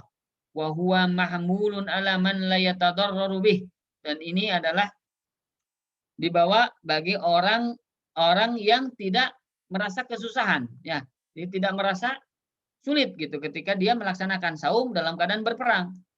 Wala yufawitu bihi haqqan wala yakhtallu bihi qitalu, yang tidak akhirnya tidak menjadi terganggu kesibukan perangnya. Jadi lemes gitu, ya. Kemudian dia akhirnya tidak bertenaga dalam berperang. Nah, maka yang demikian itu tidak dilaksanakan saum itu. Hendaklah tidak melaksanakan saum tersebut. Tapi kalau dia tidak tidak berpengaruh, artinya dia kuat begitu, maka inilah yang paling bagus ketika dia berjihad dalam keadaan saum, ya, demikian, ya. Ya, kami semoga Allah muliakan. Ini tentang saum. Nah, satu lagi nih. Tentang saum ini adalah memberikan saum berbuka. Memberikan buka makanan bagi orang yang melaksanakan saum. Baik. Anin Zaid bin Khalid, dari Zaid bin Khalid, dari Zaid bin Khalid Al-Juhani, beliau berkata, qala Rasulullah sallallahu alaihi wasallam, Nabi sallallahu alaihi wasallam bersabda, man fattara shaiman, barang siapa yang memberikan berbuka kepada orang yang saum, kana lahu mislu ajrihi, maka baginya seperti pahala orang yang melaksanakan saum itu. Masya Allah. Orang yang melaksanakan saum, maka pahalanya seperti orang yang sedang melaksanakan saum. Alhamdulillah. Ghairu annahu la yankusu min ajri shaimi syai'an. Sedikit pun dia tidak akan berkurang pahalanya orang yang seperti melaksanakan saum itu. Masya Allah. Ini hadisnya hasan sahih ya. Dan ini bisa diterima ya insya Allah. Ya kabilang semoga Allah muliakan. Bayangkan ya. Kalau misalnya seseorang yang dia punya rezeki ya. Kemudian dia memberi makan. Misalnya orang yang ada di pesantren, orang yang ada di yatim piatu yang sedang saum itu diundang makan ke rumahnya. Atau dia kirimkan makanan ke tempat mereka. Kemudian ada 60 orang misalnya, bayangkan. Berarti dia sehari saum 60 kali. Seolah-olah dia saum 60 hari. Masya Allah, satu kali hari itu. Masya Allah, ini besar sekali. Belum lagi kalau dia tuh melaksanakan saum juga. Masya Allah. Ikhwan semoga Allah muliakan. Bagi yang luas rezekinya ya, kita kumpulkan orang yang saum ini, kemudian kita berikan makanan kepada mereka. Ini begitu pahala besar. Insya Allah subhanahu wa ta'ala ya Masya Allah. Qala fi aridatil ahwazi. Di dalam kitab al-ahwazi, di dalam tuhfatul ahwazi maksudnya, aridatul ahwazi. Inna allaha bifadlihi alal khalqi. Bahwasanya Allah subhanahu wa ta'ala dengan keutamaannya kepada makhluk, ajarohum ala mabtalahum bihi minal amr. Allah berikan pahala kepada mereka berdasarkan apa yang Allah uji terhadap mereka itu berupa perintah-perintah dan berupa larangan-larangan. La bistihqaqin wajabalahu lahum. Bukan hanya orang yang berhak saja yang diwajibkan kepada mereka. Summa zadahum min fadlihi al-mudha'afata fihi. Kemudian Allah menambah kepada bagi mereka dari keutamaannya dengan dilipat gandakan pahala tersebut. Summa zadahum min fadlihi an ja'ala lil mu'ini 'alaihi li ghairihi misla ajrihi. Kemudian menambahkan keutamaan kepada mereka itu, kepada makhluk itu, di antara keutamaannya agar Allah menjadikan bagi orang yang menolong untuk berbuat kebaikan itu ya pada orang yang lainnya seperti pahala orang yang melakukannya. Masya Allah. Jadi Allah Subhanahu wa ta'ala ya, karena kebaikannya, karena keutamaannya, Allah berikan pahala yang berlipat ganda kepada orang yang melakukannya. Misalnya orang melakukan saum, oh ini pahalanya begini, dilipat gandakan, begitu kan? Dilipat gandakan. Kemudian ditambahkan lagi apa? Bagi orang yang menolong orang lain untuk melaksanakan kebaikan, maka Allah berikan pahala seperti orang yang melaksanakan kebaikan itu. Orang yang memberikan berbuka kepada orang yang saum, bagaikan dia memberikan bagaikan dia melaksanakan saum tersebut ya Masya Allah. Ini kadang kita lupa ya, subhanallah. Mudah-mudahan Allah ingatkan terus kita agar kita mengamalkan apa yang telah kita pelajari ini ya. La yankusu dzalika min ajrihi syai'an. Bahwasanya tidak berkurang sedikit pun pahalanya. Masya Allah. Wa hadza ka qoulihi, ini sebagaimana firman Allah Subhanahu wa taala, man jahaza ghazian. Barang siapa yang mempersiapkan, itu yang memberikan nafkah, yang memberikan persiapan perang kepada orang yang akan berperang. Siapkan senjatanya, siapkan kudanya, begitu ya. Kalau sekarang siapkan artilerinya dan lain sebagainya. Barang siapa memperlihatkan orang dalam keadaan berperang, faqad gaza, maka sungguh dia telah berperang. Jadi hanya mempersiapkan, misalnya untanya, kudanya, kalau zaman dulu. Kalau sekarang tank wajahnya, begitu ya, apanya dan sebagainya, maka dia seolah-olah dia telah berperang. Masya Allah ya. Ini kalau aridatul ahwazi li syarh sahih at-Tirmidzi. Ini ikhwan semoga Allah muliakan ya, pahala yang sangat besar bagi orang yang berbuka ya. Sedikit lagi ya, tanggung insya Allah. Kemudian yang ke-10 ada tentang haji dan umroh. Haji dan umroh. Nah, bagaimana pahalanya? Dari Abu Hurairah radhiyallahu anhu. Bahwasanya Nabi Shallallahu alaihi wasallam bersabda, al-umratu ilal umrati kafaratun lima bainahuma. Umroh ke umroh itu, ya, satu umroh ke umroh itu adalah penebus dosa di antara keduanya. Wal hajjul mabruru laisa lahu jazaa'un ilal jannah. Dan haji yang mabrur itu tidaklah baginya balasan kecuali hanyalah surga. Insyaallah. Haji yang mabrur tidak ada balasan kecuali apa? Surga. Ini riwayat Imam Al-Bukhari dan Muslim, sahih insyaallah. Nah, yang dimaksud itu adalah al-asahu al-ashharu anal mabrur huwallazi la yukhalitu ismun.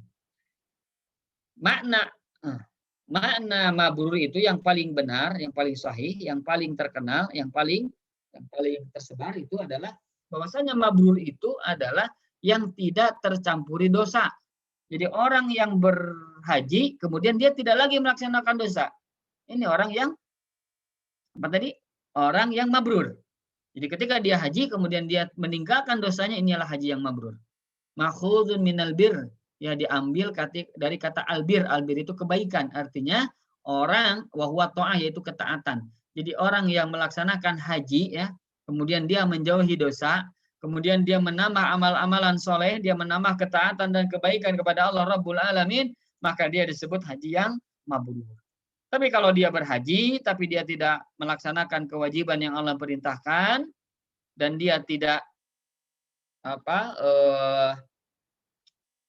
dia malah melakukan keburukan, maka dia tidak disebut haji yang mabrur. Ya, demikian ya. Semoga Allah muliakan. Ini tentang haji yang mabrur. Ya, satu lagi dari Ato, beliau berkata, Sami'tu Ibnu Abbas yuhaddisuna qal. Aku mendengar Ibnu Abbas menceritakan kepada kami, ya, dia berkata bahwasanya Nabi Shallallahu Alaihi Wasallam bersabda, limroatin kepada seorang perempuan minal ansor dari ansor, samaha Ibnu Abbas fanasitu ismaha, di mana Ibnu Abbas menamai wanita itu tapi aku lupa bagaimana penamaan nama itu oleh Ibnu Abbas, aku lupa. Ini adalah Ummu Sinan. Ummu Sinan. Jadi wanita ini dinamai oleh Ibnu Abbas Ummu Sinan. Nah, tapi ini rawinya tadi atau ini beliau lupa siapa dinamainya. Ini nama Ummu Sinan. Ma mana'aki an tahujjiya ma'ana? Apa yang mencegahmu? Apa yang tidak menjadikanmu berhaji mengikuti kami? Qalat, kemudian wanita itu berkata, lam yakun lana illa nadihani. Oh, kami tidak memiliki kecuali hanya 2 ekor unta. 2 ekor unta. Fahaja abu waladiha wa bunuha ala nadihin. Maka mereka ayahnya, suaminya dan anaknya ya, itu berhaji memakai unta itu, ya. Kemudian satu unta dipakai, satu lagi ditinggalkan, tapi untuk dipelihara agar kami untuk memberikan makan, memberikan minum, ya. Maka aku tidak bisa pergi haji. Qala, kemudian kata Ibnu Abbas, fa idza jaa Ramadan fa'tamiri. Apabila datang nanti bulan Ramadan, maka berumrohlah, lakukanlah umroh. Fa inna umratan fihi, karena sesungguhnya umroh di bulan Ramadan itu ta'dilu hajjatun, maka itu seolah-olah sama dengan melaksanakan haji. Masya Allah. Maka bilang semoga Allah muliakan. Ini dari sisi pahala, lihat. Orang yang melaksanakan umroh di bulan Ramadan, dia seolah-olah melaksanakan haji. Wallahualam ya, sekarang bagaimana di Arab Saudi, apakah sudah ada izin atau tidak, saya belum tahu ya. Kalau misalnya memang ada kesempatan untuk umroh di bulan Ramadan, maka kita berumroh ya. Maka karena itu bagaikan kita melaksanakan haji ya, Masya Allah. Wa fi riwayatin li muslimin. Dalam sebuah riwayat Imam Muslim, takdi hajatan au hajatan ma'i. Engkau melaksanakan haji atau berhaji bersamaku. Ya, ini penjelasan yang tadi disampaikan sebetulnya sudah sama ya. Ya, kami yang semoga Allah muliakan, itu tentang haji dan umroh ya. Jadi umroh ketika bulan Ramadan bagaikan haji. Nah, ini satu lagi, ketika ada uzur. Ketika ada uzur. Nabi Musa radhiyallahu anhu, dari Nabi Musa radhiyallahu anhu qala Rasulullah SAW, Nabi SAW bersabda, idza maridul abdu aw safara, apabila seorang hamba dia sakit atau dia bepergian, kutiba lahu mithlu ma kana ya'malu muqiman sahihan, maka akan dicatat baginya seperti dia beramal dalam keadaan dia mukim, ya, berada di dalam di kampungnya dan dalam keadaan sehat. Maksudnya begini, Khafilah. Misal kita di rumah, di masjid ya, maksudnya ya, masjid 4 rakaat, ya kan, sholat duhur. Nah, ketika kita safar, maka kita laksanakan 2 rakaat. Nah, walaupun 2 rakaat ini pahalanya tetap 4 rakaat. Masya Allah, inilah orang yang apa? Yang safar, dia akan dicatat oleh Allah Rabbul Alamin seperti orang yang sedang dalam keadaan sholat di rumahnya, di mukim, di kampungnya, di negerinya. Masya Allah. Walaupun dia di jama, ya insya Allah dia akan mendapatkan pahala seperti orang yang melaksanakan pahala sempurna. Apa? Sholat yang biasa seperti itu. Mukiman soya, dan kalau dalam keadaan sehat. Maksudnya apa? Ketika dia biasa nih, dalam keadaan sehat nih. Dalam keadaan sehat, dia misalnya sholat malam. Sholat malam, tahajud. Kemudian dia sakit, Pak. Sakit, dia pengen sholat malam tapi tidak bisa. Kenapa ya? Karena sakit. Sakit, tidak bisa sholat malam. Maka ketika dia tidak sholat malam ini, dia masih punya pahala sholat malam. Kenapa? Karena dia dalam keadaan apa? Sakit. Biasa dia sholat berjamaah ke masjid. Kemudian karena dia sakit parah, dia tidak bisa sholat berjamaah. Maka dia seolah-olah dia punya pahala seperti orang yang sholat berjamaah. Kenapa? Karena ketika sehat, dia selalu melaksanakan sholat berjamaah. Masya Allah. Ya. Al-Imam Al-Hafidh Ibnu Hajar Al-Asqalani, beliau berkata, wa fi haqqi man kana ya'malu ta'atan famuni'a minha wa kanat baituhu laulal mani an yaduma 'alaiha. Kata Ibnu Hajar, bahwasanya ini adalah hak bagi orang yang beramal suatu ketaatan, ya. Kemudian tercegah. Jadi dia tidak bisa melaksanakan itu, ya. Wa kanat niyatuhu, maka niatnya itu laulal mani, seandainya tidak ada yang mencegah, maka dia akan melaksanakan amalan itu. Artinya kalau dia tidak sakit, maka dia tetap ke masjid. Kalau dia tidak sakit, dia tetap melaksanakan sholat malam. Kalau dia tidak sakit, dia senantiasa saum. Maka setiap sakitnya itu, sehingga dia tidak melaksanakan itu, tapi niatnya besar ingin melaksanakan itu, maka pahalanya seolah-olah dia mendapatkan pahala orang yang sedang saum, orang sedang sholat malam, orang yang sedang sholat berjamaah. Masya Allah. Saya bilang semoga Allah muliakan. Ini dalam kitab Fathul Bari, ya. Ini orang yang ada uzur. Maka orang yang istiqomah dalam suatu amalan, kemudian terhalang, ya, dari tidak melakukan amalan itu karena sesuatu, ada uzur, maka uzur ini akan mengangkat derajatnya seolah-olah dia melaksanakan ketika dalam keadaan sehat, dalam keadaan tidak ada uzur, ya, Masya Allah. Walaupun dia tidak melaksanakan amalan itu, ya. Taib ya khamillah yang semoga Allah muliakan. Demikian, ya, alhamdulillah apa yang bisa kita sampaikan, ya, tentang apa tadi, ada 11 berarti, ya.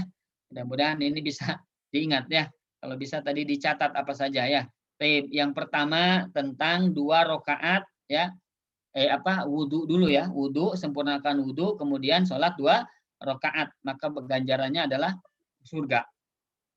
Nah, kemudian yang kedua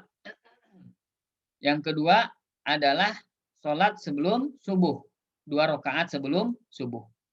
Yang ketiga, ini banyak, ya, Masya Allah. Yang ketiga, sholat berjamaah. Ini pahalanya tadi sudah disebutkan. Yang keempat, sholat isya dan sholat subuh berjamaah. Ya, ini sudah disebutkan. Yang kelima, sholat Jumat. Pahalanya bagaimana? Tadi sudah ada, ya. Kemudian yang keenam, perbanyak sholat, perbanyak sujud.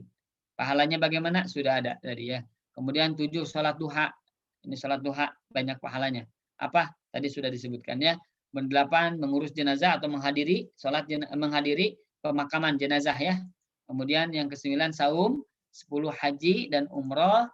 Kemudian yang ke-11 adalah seseorang ketika ada udzur, maka dia tetap mendapatkan pahala seolah-olah dia melaksanakan ibadah tersebut, ya. Demikian Bapak Ibu yang semoga Allah muliakan, semoga bisa dipahami. Mohon maaf, ya, lama pembahasannya, mudah-mudahan bisa dipahami. Insya Allah kita sama-sama berharap, ya, pahala Bapak Ibu mendengarkan ini susah ya, mudah-mudahan bisa jadi ngantuk, bisa jadi bosan dan sebagainya, mudah-mudahan jadi pahala di sisi Allah Subhanahu wa taala. Begitupun saya mudah-mudahan ketika menjelaskan ya, walaupun sakit tenggorokan, walaupun panjang lebar menjelaskan, mudah-mudahan ini menjadi bagian juga pahala di sisi Allah Subhanahu wa taala. Barakallahu fikum, jazakumullahu khairan. Saya kembalikan ke Pak Ahmad untuk memandu acara selanjutnya. Falyatafaddal masykur Pak Ahmad. Baik, jazakallahu khair Ustaz. Mungkin sebelum membacakan pertanyaan yang ada di chat, barangkali ada Bapak Ibu yang ingin bertanya langsung, dipersilahkan. Saya ikut bertanya mungkin. Silakan Ibu. Ya, terima kasih. Alhamdulillah luar biasa hari ini kajiannya. Saya dengarkan Ustaz tadi, nggak ngantuk Ustaz tadi saya. Fokus dan alhamdulillah seperti kembali kajian-kajian yang dulu-dulu gitu. Terima kasih. Semoga kita istiqomah dalam hal-hal tadi ya Ustaz. Yang saya tanyakan ya. Yang pertama tadi kan kemarin saya nggak ikut kajian. Pertama tadi kan tentang sholat sunah wudhu ya. Sunah wudhu. Nah ini saya ya. Saya ini ya pernah kajian saya itu misalkan saya sholat zuhur di masjid gitu ya, misalnya karena saya kerjanya dekat masjid itu kan saya langsung mesti ke masjid kalau zuhur biasanya. Itu kalau nggak pandemi, kalau sekarang di kelas di sendirian gitu ya. Kemudian kalau zuhur itu biasanya saya itu kan ada sunahnya rawatib kan 4 ya, ada 4 rakaat sholat sebelum zuhur itu kan ada 4 ya. Nah, itu saya biasanya gini Ustaz, habis wudhu itu saya hanya niatnya sholat sunnah saja. Sunnah itu borongan Ustaz, katanya beli borongan katanya gitu. Jadi bisa setelah wudhu, bisa tahiyatul masjid, bisa qobliyah yang pertama bisa gitu. Kemudian baru yang kedua nanti saya qobliyah zuhur yang kedua gitu ya. Kan ada 4 rakaat ya. Dan baru nanti jamaah sholat zuhur. Itu gimana Ustaz? Jadi apakah bisa kita itu misalkan sholat itu sekaligus itu termasuk atau kalau misalkan di rumah misalkan pagi kita kan di rumah ya, kalau pagi itu ya sudah fajar gitu kan ya. Jadi apakah saya langsung dua itu apakah langsung wudhu dan fajar ataukah harus sendiri wudhu sendiri, sunahnya sendiri begitu. Karena saya pernah ikut kajian itu katanya kalau kita ke masjid itu sudah termasuk tahiyatul masjid, termasuk rawatib begitu. Jadi ini saya ingin minta penjelasan bagaimana sebaiknya itu. Ya, yang kedua tentang sholat, tentang takziah Ustadz ya. Takziah itu kan ada sunahnya kalau kita kan takziah itu kan sunahnya kita kan 3 hari gitu ya, 3 hari, selama 3 hari kita masih bisa takziah. Kemudian kita kan juga tidak boleh makan di situ Ustaz ya. Minum makan tidak boleh ya katanya. Mohon maaf, apa Bu? Bisa disuguhi Ustaz. Misalkan disuguhi minum Ustaz. Dikasih minum. Misalkan begitu. Nggih. Dikasih minum itu katanya ya pahalamu ya minuman itu gitu. Makanya biasanya ini saya yang susah menolak itu kalau luar kota. Kalau teman sendiri kan paham ya, teman sendiri kok paham ini enggak memang kita enggak mau makan minum di situ. Tapi ada yang enggak paham sehingga kita tuh kalau di luar kota itu Ustaz, jadi disuguhi itu kita tuh susah menolak gitu loh.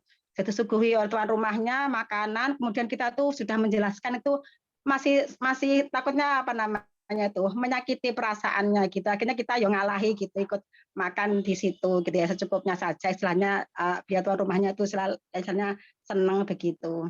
Itu bagaimana Ustaz nih? Mohon maaf kalau agak panjang lebar. Terima kasih, mohon maaf. Semoga kita istiqomah Ustaz nggih. Doakan kami istiqomah yang puasa tadi gitu. Puasa tadi saya biasanya tuh rajin Senin Kamis Ustaz. Begitu sekarang WFH kan di rumah Ustaz nggih. Nah itu agak kacau Ustaz. Senin Kamis agak kacau. Hanya saya paling enggak saya minimal 3 pokoknya gitu. Jadi saya ambil yang Yaumul Bid gitu aja. Jadi yang Senin Kamis agak susah gitu sekarang ini. Ini karena ini saya bilang Ramadan harus siap-siap lagi. Semoga besok bisa ikut Senin Kamis gitu. Terima kasih Ustaz, mohon maaf. Assalamualaikum warahmatullahi wabarakatuh. Waalaikumsalam warahmatullahi wabarakatuh. Masya Allah. Barakallahu fiik ya Ibu Ririn ya, Masya Allah. Terima kasih ya, pertanyaannya bagus ya. Pertama tentang sholat syukrul wudhu atau sholat setelah wudhu ini. Apakah bisa disatukan dengan tahiyatul masjid atau disatukan dengan sholat-sholat sunnah yang lain? Benar ya Bu ya, bahwa nanti ada dalam bab tentang usul fikih adalah bab tentang niat. dalam pembahasan al-umur bimaqasidiha, bahwasanya perkara-perkara itu tergantung dari maksud-maksudnya. Nah, di situ ada penjelasan bab niat, bab musyarakatun niyah, bab tentang bersekutunya niat, ya, menyatukan niat. Nah, ini ada ketentuannya, Bu, ketentuannya. Jikalau misalnya dalam bab sholat, ya, dalam bab sholat atau bab saum juga masuk. Kalau ada sholat-sholat yang zawatul asbab, yang memiliki sebab, memiliki apa? Sebab khusus, ya, khusus. Misalnya ini yang dimaksud dengan ulama-ulama Hanabilah, yang dimaksud adalah sholat-sholat muayyanah. Sholat-sholat apa? Muayyanah. Ada muayyanah, ada mutlaqah. Ada yang muayyanah itu yang ditentukan, yang tertentu. Kalau mutlaqah atau mutlak, ya, mutlak itu adalah yang umum, secara umum. Nah, ketika sholat yang mutlak, sholat yang umum, ini bisa digabungkan niatnya dengan yang khusus, sholat yang tertentu. Nah, dengan catatan dia niatkan sholat yang tertentu, diniatkan kembali juga dia diniatkan dalam rangka melaksanakan sholat yang umum. Contohnya tadi, betul Bu. Jadi ketika Ibu misalnya sholat qobliyah subuh 2 rakaat. Qobliyah subuh 2 rakaat. Nah, kemudian Ibu masuk masjid, ya, atau misalkan Bapak masuk masjid. Nah, kemudian Bapak Ibu takut kesiangan. Kalau saya 2 rakaat sholat masjid, tahiyatul masjid, kemudian syukrul wudu dulu, kemudian kemudian tahiyatul masjid, kemudian sholat qobliyah subuh, maka akhirnya dia melaksanakan sholat subuh 2 rakaat, tapi diniatkan dalam rangka apa? Dalam rangka itu syukrul wudu dan tahiyatul masjid. Maka ulama membolehkan. Ya, jadi intinya sholat tahiyatul masjid ini memang sholat apapun itu namanya sholat tahiyatul masjid. Jadi ketika kita masuk masjid, kemudian kita sholat sholat 2 rakaat sebelum subuh atau 2 rakaat sebelum zuhur, itu adalah sama dengan sholat tahiyatul masjid. Karena setiap orang yang masuk masjid, dia sholat apapun itu, maka itu masuk ke dalam sholat tahiyatul masjid. Begitu kata para ulama. Jadi tidak ada khusus sholat tahiyatul masjid mengkhususkan. Walaupun kalau tidak ada, tidak apa-apa. Ketika dia masuk masjid, dia sholat tahiyatul masjid. Dia sholat mutlak. Sholat mutlak ketika ada di dalam masjid dan baru pertama kali masuk masjid, sebelum duduk, dia laksanakan 2 rakaat. Ya, ini masuk ke dalam sholat mutlak menurut ulama, salah sebagian ulama. Nah, menurut ulama yang lain, sholat satu masjid adalah sholat yang memiliki sebab. Apa sebabnya? Ya, sebabnya masuk masjid. Kalau khusus harus ada sholat tahiyatul masjid. Ya, wallahu alam, akan tetapi menurut jumhur atau kebanyakan ulama bahwasanya orang yang masuk masjid, ya, kemudian dia sholat, walaupun dia itu bukan sholat khusus tahiyatul masjid, seperti yang tadi saya sampaikan, sholat qobliyah subuh atau qobliyah zuhur, kemudian dia awal mula masuk masjid sholat tersebut, maka itu sudah kategori masuk ke dalam sholat tahiyatul masjid. Demikian pula tadi ketika sholat syukrul wudu, sholat setelah wudu, ya, kemudian sholat 2 rakaat di rumah gitu, ya, kita sholat, kita berwudu, setelah itu kita sholat. Niatnya adalah sholat duha, langsung sholat duha. Maka sholat duha itu adalah bagian dari sholat syukrul wudu. Sholat syukrul wudu itu bagian dari sholat duha, bisa disatukan itu. Kenapa? Karena syukrul wudu pun sama seperti sholat tahiyatul masjid, tidak dikhususkan sholat apakah itu setelah wudu, ya, maka itu masuk ke dalam sholat syukrul wudu. Walaupun yang kita laksanakan adalah sholat apa tadi? Sholat duha. Ketika kita misalnya qobliyah subuh, kita bangun, terlambat, udah azan berkumandang, kemudian segera kita berwudu, ya. Nggak mungkin kita sholat 2 rakaat yang lain gitu kan, maka kita sholat langsung 2 rakaat qobliyah subuh, kita di rumah, maka di rumah itu sholat qobliyah subuh, ya, sholat sunnahnya, maka sholat sunnah itu sekaligus dia boleh niatkan dalam rangka syukrul wudu setelah wudu, karena yang namanya sholat syukrul wudu, ya, atau setelah wudu itu adalah sholat sunnah mutlak. Apapun nama sholatnya, mau qobliyah subuh, mau qobliyah zuhur, kalau dia lakukan setelah wudu, masuk ke dalam sholat syukrul wudu. Ya, demikian Ibu, ya. Insya Allah mudah-mudahan bisa difahami, ya. Wallahu a'lam. Tapi kalau sholat-sholat yang muqayyadah, itu tidak bisa disatukan. Contoh misalnya begini. Contohnya apa ya? Misalnya, oh ya, misalnya gini, kita lupa belum sholat qobliyah subuh. Nah, kemudian ingat-ingat ketika zuhur, qobla zuhur. Saya mau mengkodok sholat qobliyah subuh. Disatukan dengan qobliyah zuhur. Itu tidak boleh. Kenapa? Karena dua-duanya itu sholat muayyanah. Sholat yang telah ditentukan, yang sholat yang sudah betul khusus. Itu qobla subuh, ini qobla qobla zuhur. Ini mah sudah tertentu. Adapun qobliyah adapun tahiyatul masjid, adapun syukrul wudhu ya setelah wudhu itu adalah masuk ke dalam mutlaqah. Jadi apapun sholatnya masuk ke dalamnya adalah syukrul wudhu ataupun tahiyatul masjid ketika dia lakukan di awal mula masuk masjid. Walaupun dia sholat qobliyah subuh itu termasuk sholat tahiyatul masjid. Kenapa? Karena itu adalah bagian dari sholat yang dia lakukan di masjidnya. Allah alam. Demikian Ibu ya yang bisa dijawab. Itu yang pertama. Yang kedua adalah tentang apa tadi ya? Tentang yang meninggal ya kalau tidak salah. Ya. Jadi yang meninggal, betul ya, betul. Itu ya, betul ya. Yang meninggal itu sunnahnya adalah diberikan makanan ya. Ja'far ya, ketika keluarga Ja'far meninggal maka Nabi SAW bukan Ja'far ya, siapa lagi ya? Saya lupa lagi, mohon maaf. Maka berikanlah kepada keluarganya sedekah makanan. Jadi dimasakin gitu. Makanan diberikan gitu ya. Nah, bukan justru terbalik. Nah, di kita mah terbalik Bu ya. Jadi yang meninggal itu jujur riweuh itu ya bahasa Indonesia teh sibuk. Justru ada yang meninggal itu sibuk masak ini, masak itu, disediakan dan lain sebagainya. Demikian.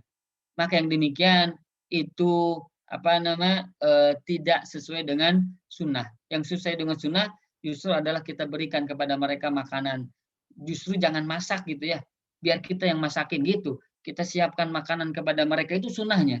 Sekali lagi di kita malah kebalikannya, disibukkan dengan dalil tanda kutip ya, dengan dalil bahwasanya itu adalah sedekah jariyah ya, bahwasanya kullu bani setiap bahwasanya setiap anak Adam idza mata ibnu Adam, apabila anak Adam meninggal ingqata amalu, terputus seluruh amalnya illa min salas, kecuali 3 perkara yang pertama sedekah jariyah. Nah, berdalil dengan hadis ini maka orang yang meninggal itu keluarganya sibuk memasak untuk para tetamu-tetamu gitu.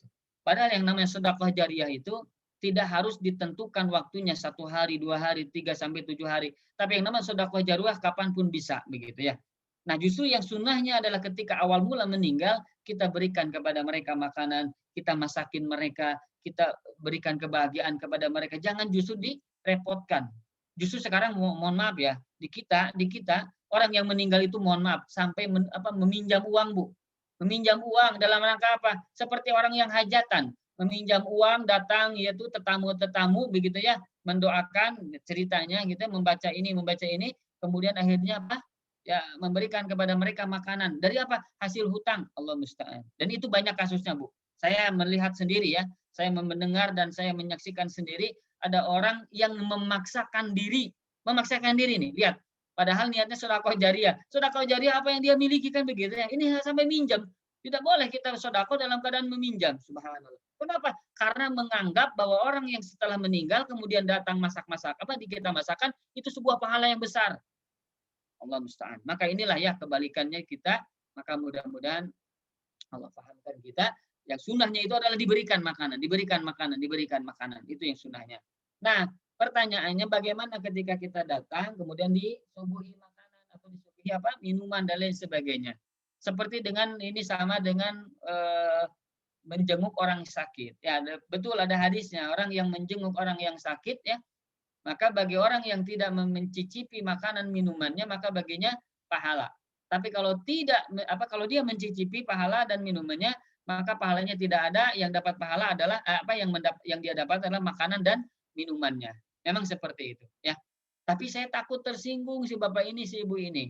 Kalau misalnya memang takut tersinggung gitu ya, dan ini yang dipahami ya mohon maaf sebagian lagi mengatakan yang dipahami adalah tadi bahwasanya sengaja datang ke tempat yang sakit itu untuk makan minum, sengaja datang yang meninggal itu untuk makan minum, maka yang begitu pahalanya tidak ada. Pahalanya apa? Tidak ada. Yang ada adalah makanan dan minuman itu. Tapi kalau kita berniat ini betul-betul ingin menjenguknya dan kita tidak ingin meminumnya, tidak ingin memakannya, tapi kita dipaksa untuk memakan minuman, akhirnya kita mencicipi, insya Allah pahalanya tetap ada. Insya Allah. Kenapa? Karena niatnya dalam rangka ingin menjenguk, benar-benar menjenguk. Bukan dalam rangka ingin makan minum. Kalau hanya niat makan minum, maka tidak ada pahalanya. Ini yang dimaksud menurut sebagian ulama ya. Wallahu alam. Demikian mungkin Ibu ya yang bisa dijawab ya. Jadi intinya kalau kita memang bisa untuk tidak makan minum itu lebih baik. Tapi kalau misalnya memang takut tersinggung itu pun lebih baik. Tidak apa-apa Ibu cicipi minum itu ya atau makan itu seadanya sedikitnya ya. Nah, kemudian insya Allah niatkan tetap dalam keadaan ingin mendapatkan pahala ya. Justru kalau kita tidak makan minum takut dia tersinggung dan marah dan merasa kecewa, takut ngerasa begini, merasa begitu, maka kita makan dan minum di situ dalam rangka apa? Dalam rangka menghormati apa yang disuguhkan oleh apa tadi tuan rumah. Dengan catatan kita juga sampaikan sebaiknya Ibu jangan sibuk-sibuk begini, jangan begini, jangan siapa udah simpan aja gitu bisa. Wallahu alam itu dia demikian ya Ibu ya. Barakallahu fiik, semoga Allah berkahi Bapak Ibu semua ya kita semua dan Allah mudahkan urusan kita semua. Amin ya rabbal alamin. Jazakallah Ustaz. Satu lagi Ustaz tadi menyinggung sholat sunnah fajar itu apakah sama dengan qoblah subuh ya Ustaz nggih? Ya itu Bu, betul Bu. Sama nggih. Betul. Nggih, matur nuwun. Iya, sama-sama Bu. Baik Ustaz. Mungkin selanjutnya saya coba bacakan pertanyaan dari chat Ustaz ya. Sudah baik, ada beberapa. Baik. Ini pertama ada dari Ibu Betty. Assalamualaikum Ustadz. Begitu banyak keistimewaan pahala yang diberikan Allah Subhanahu wa taala kepada kaum lelaki yang melaksanakan sholat Jumat. Lalu bagaimana dengan wanita Ustadz? Amalan apakah yang sekiranya bisa sama pahalanya dengan sholat Jumat? Baik, Masya Allah. Barakallah. Ini sebagaimana pernah saya sampaikan, an-nas li arba'ah anfar. Bahwasanya manusia itu terdiri dari 4 jenis tadi ya, yang pernah saya sampaikan. Orang yang kaya, yang Allah berikan ilmu, tapi Allah berikan juga harta. Sehingga dia dengan ilmunya dan hartanya dia berinfak ke sana kemari gitu ya, pahalanya besar. Yang kedua Allah berikan ilmu, tapi tidak diberikan harta. Dan dia berniat, seandainya dia diberikan harta oleh Allah, saya akan melakukan seperti orang yang pertama lakukan. Saya akan berinfak, saya akan bangun masjid, saya akan begini, dan lain sebagainya. Maka kata Nabi, karena niatnya itu fa'ajruhu masawa, maka pahalanya keduanya sama. Masya Allah. Lihat Bu. Orang yang dia tidak punya harta, tapi dia hanya punya niat, dia punya ilmu, dia ingin melakukan itu, maka pahalanya seperti orang yang melakukan itu. Nah, bagaimana perempuan? Apalagi perempuan Ibu. Orang yang wanita, ya, kalaulah misalnya diperintahkan untuk sholat jemaah berjamaah, pasti sholat berjamaah. Ibu ya, saya yakin dengan pertanyaan yang Ibu lakukan tadi, yang Ibu tanyakan itu, kalaulah Ibu pengen, pasti pengen sholat berjamaah, karena pahalanya begitu besar, kan begitu ya. Maka setiap apa yang Ibu tadi inginkan, Ibu akan mendapatkan pahala seperti yang didapatkan oleh laki-laki, Bu. Masya Allah. Ini seperti yang disampaikan tentang niat itu. Ya. Jadi orang yang sakit tidak berjamaah, ya orang yang sakit, lihat. Orang yang sakit tidak berjamaah, karena tidak bisa sholat berjamaah. Tidak bisa sholat apa? Berjamaah. Tapi dia tetap punya pahala. Kenapa? Karena dia biasa sholat berjamaah. Dulunya kan gitu. Walaupun dia tidak berjamaah. Begitupun wanita. Wanita ketika dia tidak bisa sholat berjamaah. Sholat Jumat. Padahal dia ingin. Walaupun boleh ya sholat Jumat bagi wanita. Boleh bagi di masjid-masjid yang memang itu ada wanitanya di situ dikhususkan. Boleh silakan. Tapi kalau tidak ada masjidnya memang tidak ada sholat wanita di situ. Ya. Maka kita tidak bisa sholat Jumat di situ. Wanita tidak bisa sholat Jumat. Maka kita dengan niat kita, keinginan kita, pahala kita sama dengan seperti pahala laki-laki itu. Asal tadi Bu, keinginan kita niatkan, Masya Allah, dalam hati. Jadi intinya adalah ibu, ya para wanita di sini, ibu-ibu ya, teteh-teteh yang ada di sini, jangan berkecil hati. Ya, apa yang didapatkan laki-laki itu didapatkan oleh ibu-ibu insya Allah. Dengan apa? Dengan ilmu yang tadi ibu dapatkan, ibu keinginan, dengan niat saya ingin seperti itu, seandainya saya dapat, maka ibu dapat pahala. Ibu punten ya, dalam keadaan head. Apakah ibu sholat? Tidak. Apakah ibu berpahala ketika ibu sholat? Justru itu berdosa. Tapi ketika ibu tidak sholat dalam keadaan head, itu ibu dapat pahala insya Allah. Kenapa? Karena tidak sholatnya dalam keadaan taat. Jadi ibu dalam keadaan haid, tidak sholat, justru itu dalam keadaan taat kepada Allah Subhanahu Wa Taala. Justru ibu dapat pahala, walaupun tidak sholat, punya pahala sholat. Masya Allah, nikmat sekali tuh lihat. Artinya ibu-ibu ya, ini khusus ibu-ibu, jangan berkecil hati tentang sholat berjamaah, tentang sholat Jumat. Insya Allah ibu-ibu pun dapat pahalanya. Dengan catatan tadi, niatnya dipelihara ya untuk mendapatkan seperti itu. Yang kedua, ibu memang diperintahkan ya, karena Nabi memerintahkan kita sholat di rumah, kan begitu. Nabi memerintahkan kita tidak sholat Jumat, hanya sholat di rumah duhur. Maka dengan seperti itu taat, Bu. Dengan ketaatan itu maka kita mendapatkan pahala seperti yang didapatkan oleh para laki-laki. Demikian ya Bu ya, wallahu a'lam. Baik Ustaz. Ini ada 3 pertanyaan di bawah lagi. Mungkin saya bacakan semua, mungkin jawabannya lebih cepat Ustaz karena sebentar lagi Iya. zuhur. Baik Pak, boleh. Berarti ini oke, baik. Yang berikutnya, manakah yang lebih afdal Ustaz? Sholat syukrul wudu 2 rakaat, lalu sholat duha 6 rakaat, ataukah sholat duha 8 rakaat sekaligus tanpa syukrul wudu? Itu yang kedua. Yang di bawahnya cuma sekalian Ustaz. Ketika masuk mimbar Jumat, mana yang afdal? Langsung duduk atau sholat sunnah 2 rakaat dulu? Baik. Oke, 2 dulu Ustaz. Ada satu lagi Pak? Satu lagi ini menyambung Ustaz, menyambung jawaban Ustaz tentang tazkiyah. Bagaimana hukum memakan makanan di tempat orang meninggal yang mengadakan tahlilan? Ada sebagian saudara kita yang mengharamkannya, betul Ustaz? Kemudian ada satu lagi sih Ustaz. Saya bacakan Ustaz ya. Iya, baik. Ustaz, apakah mandinya orang laki-laki di waktu Jumat merupakan bagian dari syarat rukun sholat Jumat? Lalu kalau tidak sempat mandi karena safar atau uzur yang tidak dibolehkan mandi, apakah sholat Jumatnya tetap sah dan diterima Ustaz? Baik. Semoga cepat, Ustaz.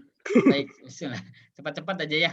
Yang pertama, mana yang lebih afdol ya tadi ya, sholat rukun wudu itu atau sholat sunnah duha 8 rakaat.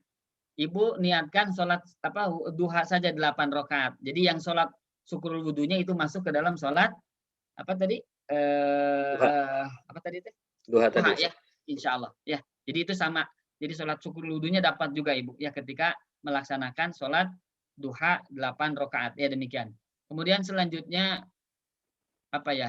Tadi yang tentang masuk 2 rakaat dulu pada saat lagi imam.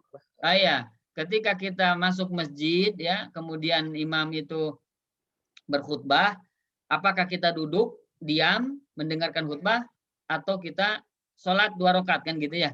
Ini ada hadisnya, Nabi SAW ketika berkhutbah datang seorang sahabat ya, kemudian beliau duduk. Tapi kata Nabi, berdiri sholat 2 rakaat ya. Jadi sholat dulu 2 rakaat dalam rangka tahiyatul masjid dulu ya. Jangan langsung duduk. Itu walaupun dalam keadaan imam sudah berkhutbah ya. Jadi sunahnya adalah sholat dulu 2 rakaat ketika itu di dalam masjid. Tapi kalau di luar masjid mah jangan, ya nggak usah, nggak apa-apa, langsung saja duduk. Tapi kalau di masjid masuk sholat dulu 2 rakaat ya, demikian. Allah alam. Kemudian apa ya? Nyambung tazkiyah tadi Ustaz. Ya tentang takziah ya, tentang memakan makanan.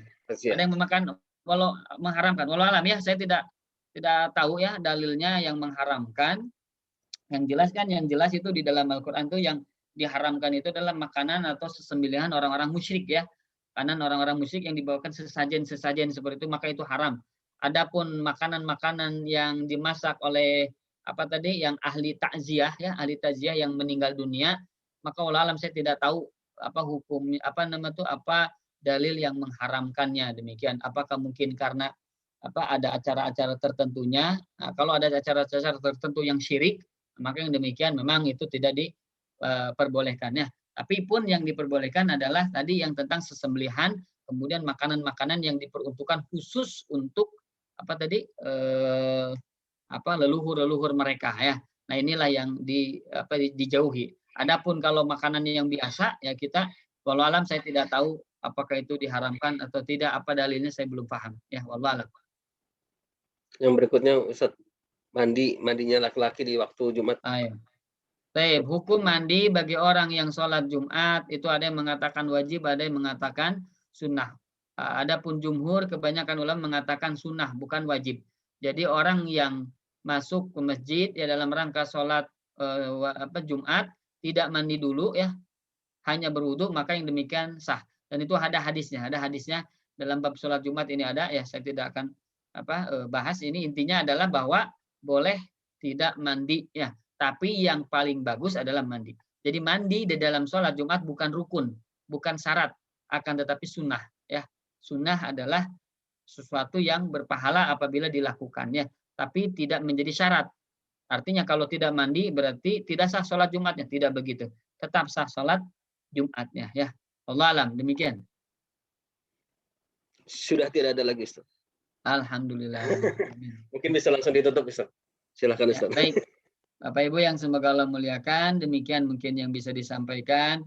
Semoga apa yang disampaikan dan apa yang kita dengarkan bisa kita amalkan, dan mudah-mudahan apa yang kita lakukan di pagi hari ini sampai siang hari ini mendapatkan pahala di sisi Allah Subhanahu wa taala ya. Semoga Allah Rabbul Alamin istiqomahkan kita dalam kebaikan dan ketaatan, dan semoga Allah Subhanahu wa taala wafatkan kita dalam keadaan husnul khotimah ya.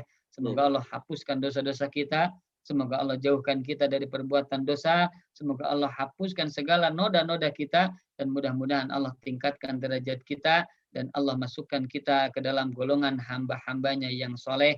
Hamba-hambanya yang bertakwa. Hamba-hambanya yang masuk ke dalam surga yang penuh dengan kenikmatan. Amin. Ya Rabbal Alamin. Aqulu qouli hadza wa astaghfirullah li wa lakum. Subhanakallahumma bihamdik. Asyhadu an la ilaha illa anta astaghfiruka wa atubu ilaik. Wassalamualaikum warahmatullahi wabarakatuh. Waalaikumsalam warahmatullahi wabarakatuh. Jazakallah khair, Ustaz. Insyaallah dilanjutkan minggu depan, Ustaz. Assalamualaikum warahmatullahi wabarakatuh. Syukran, Ustaz. Sami-sami, Pak. Enggak.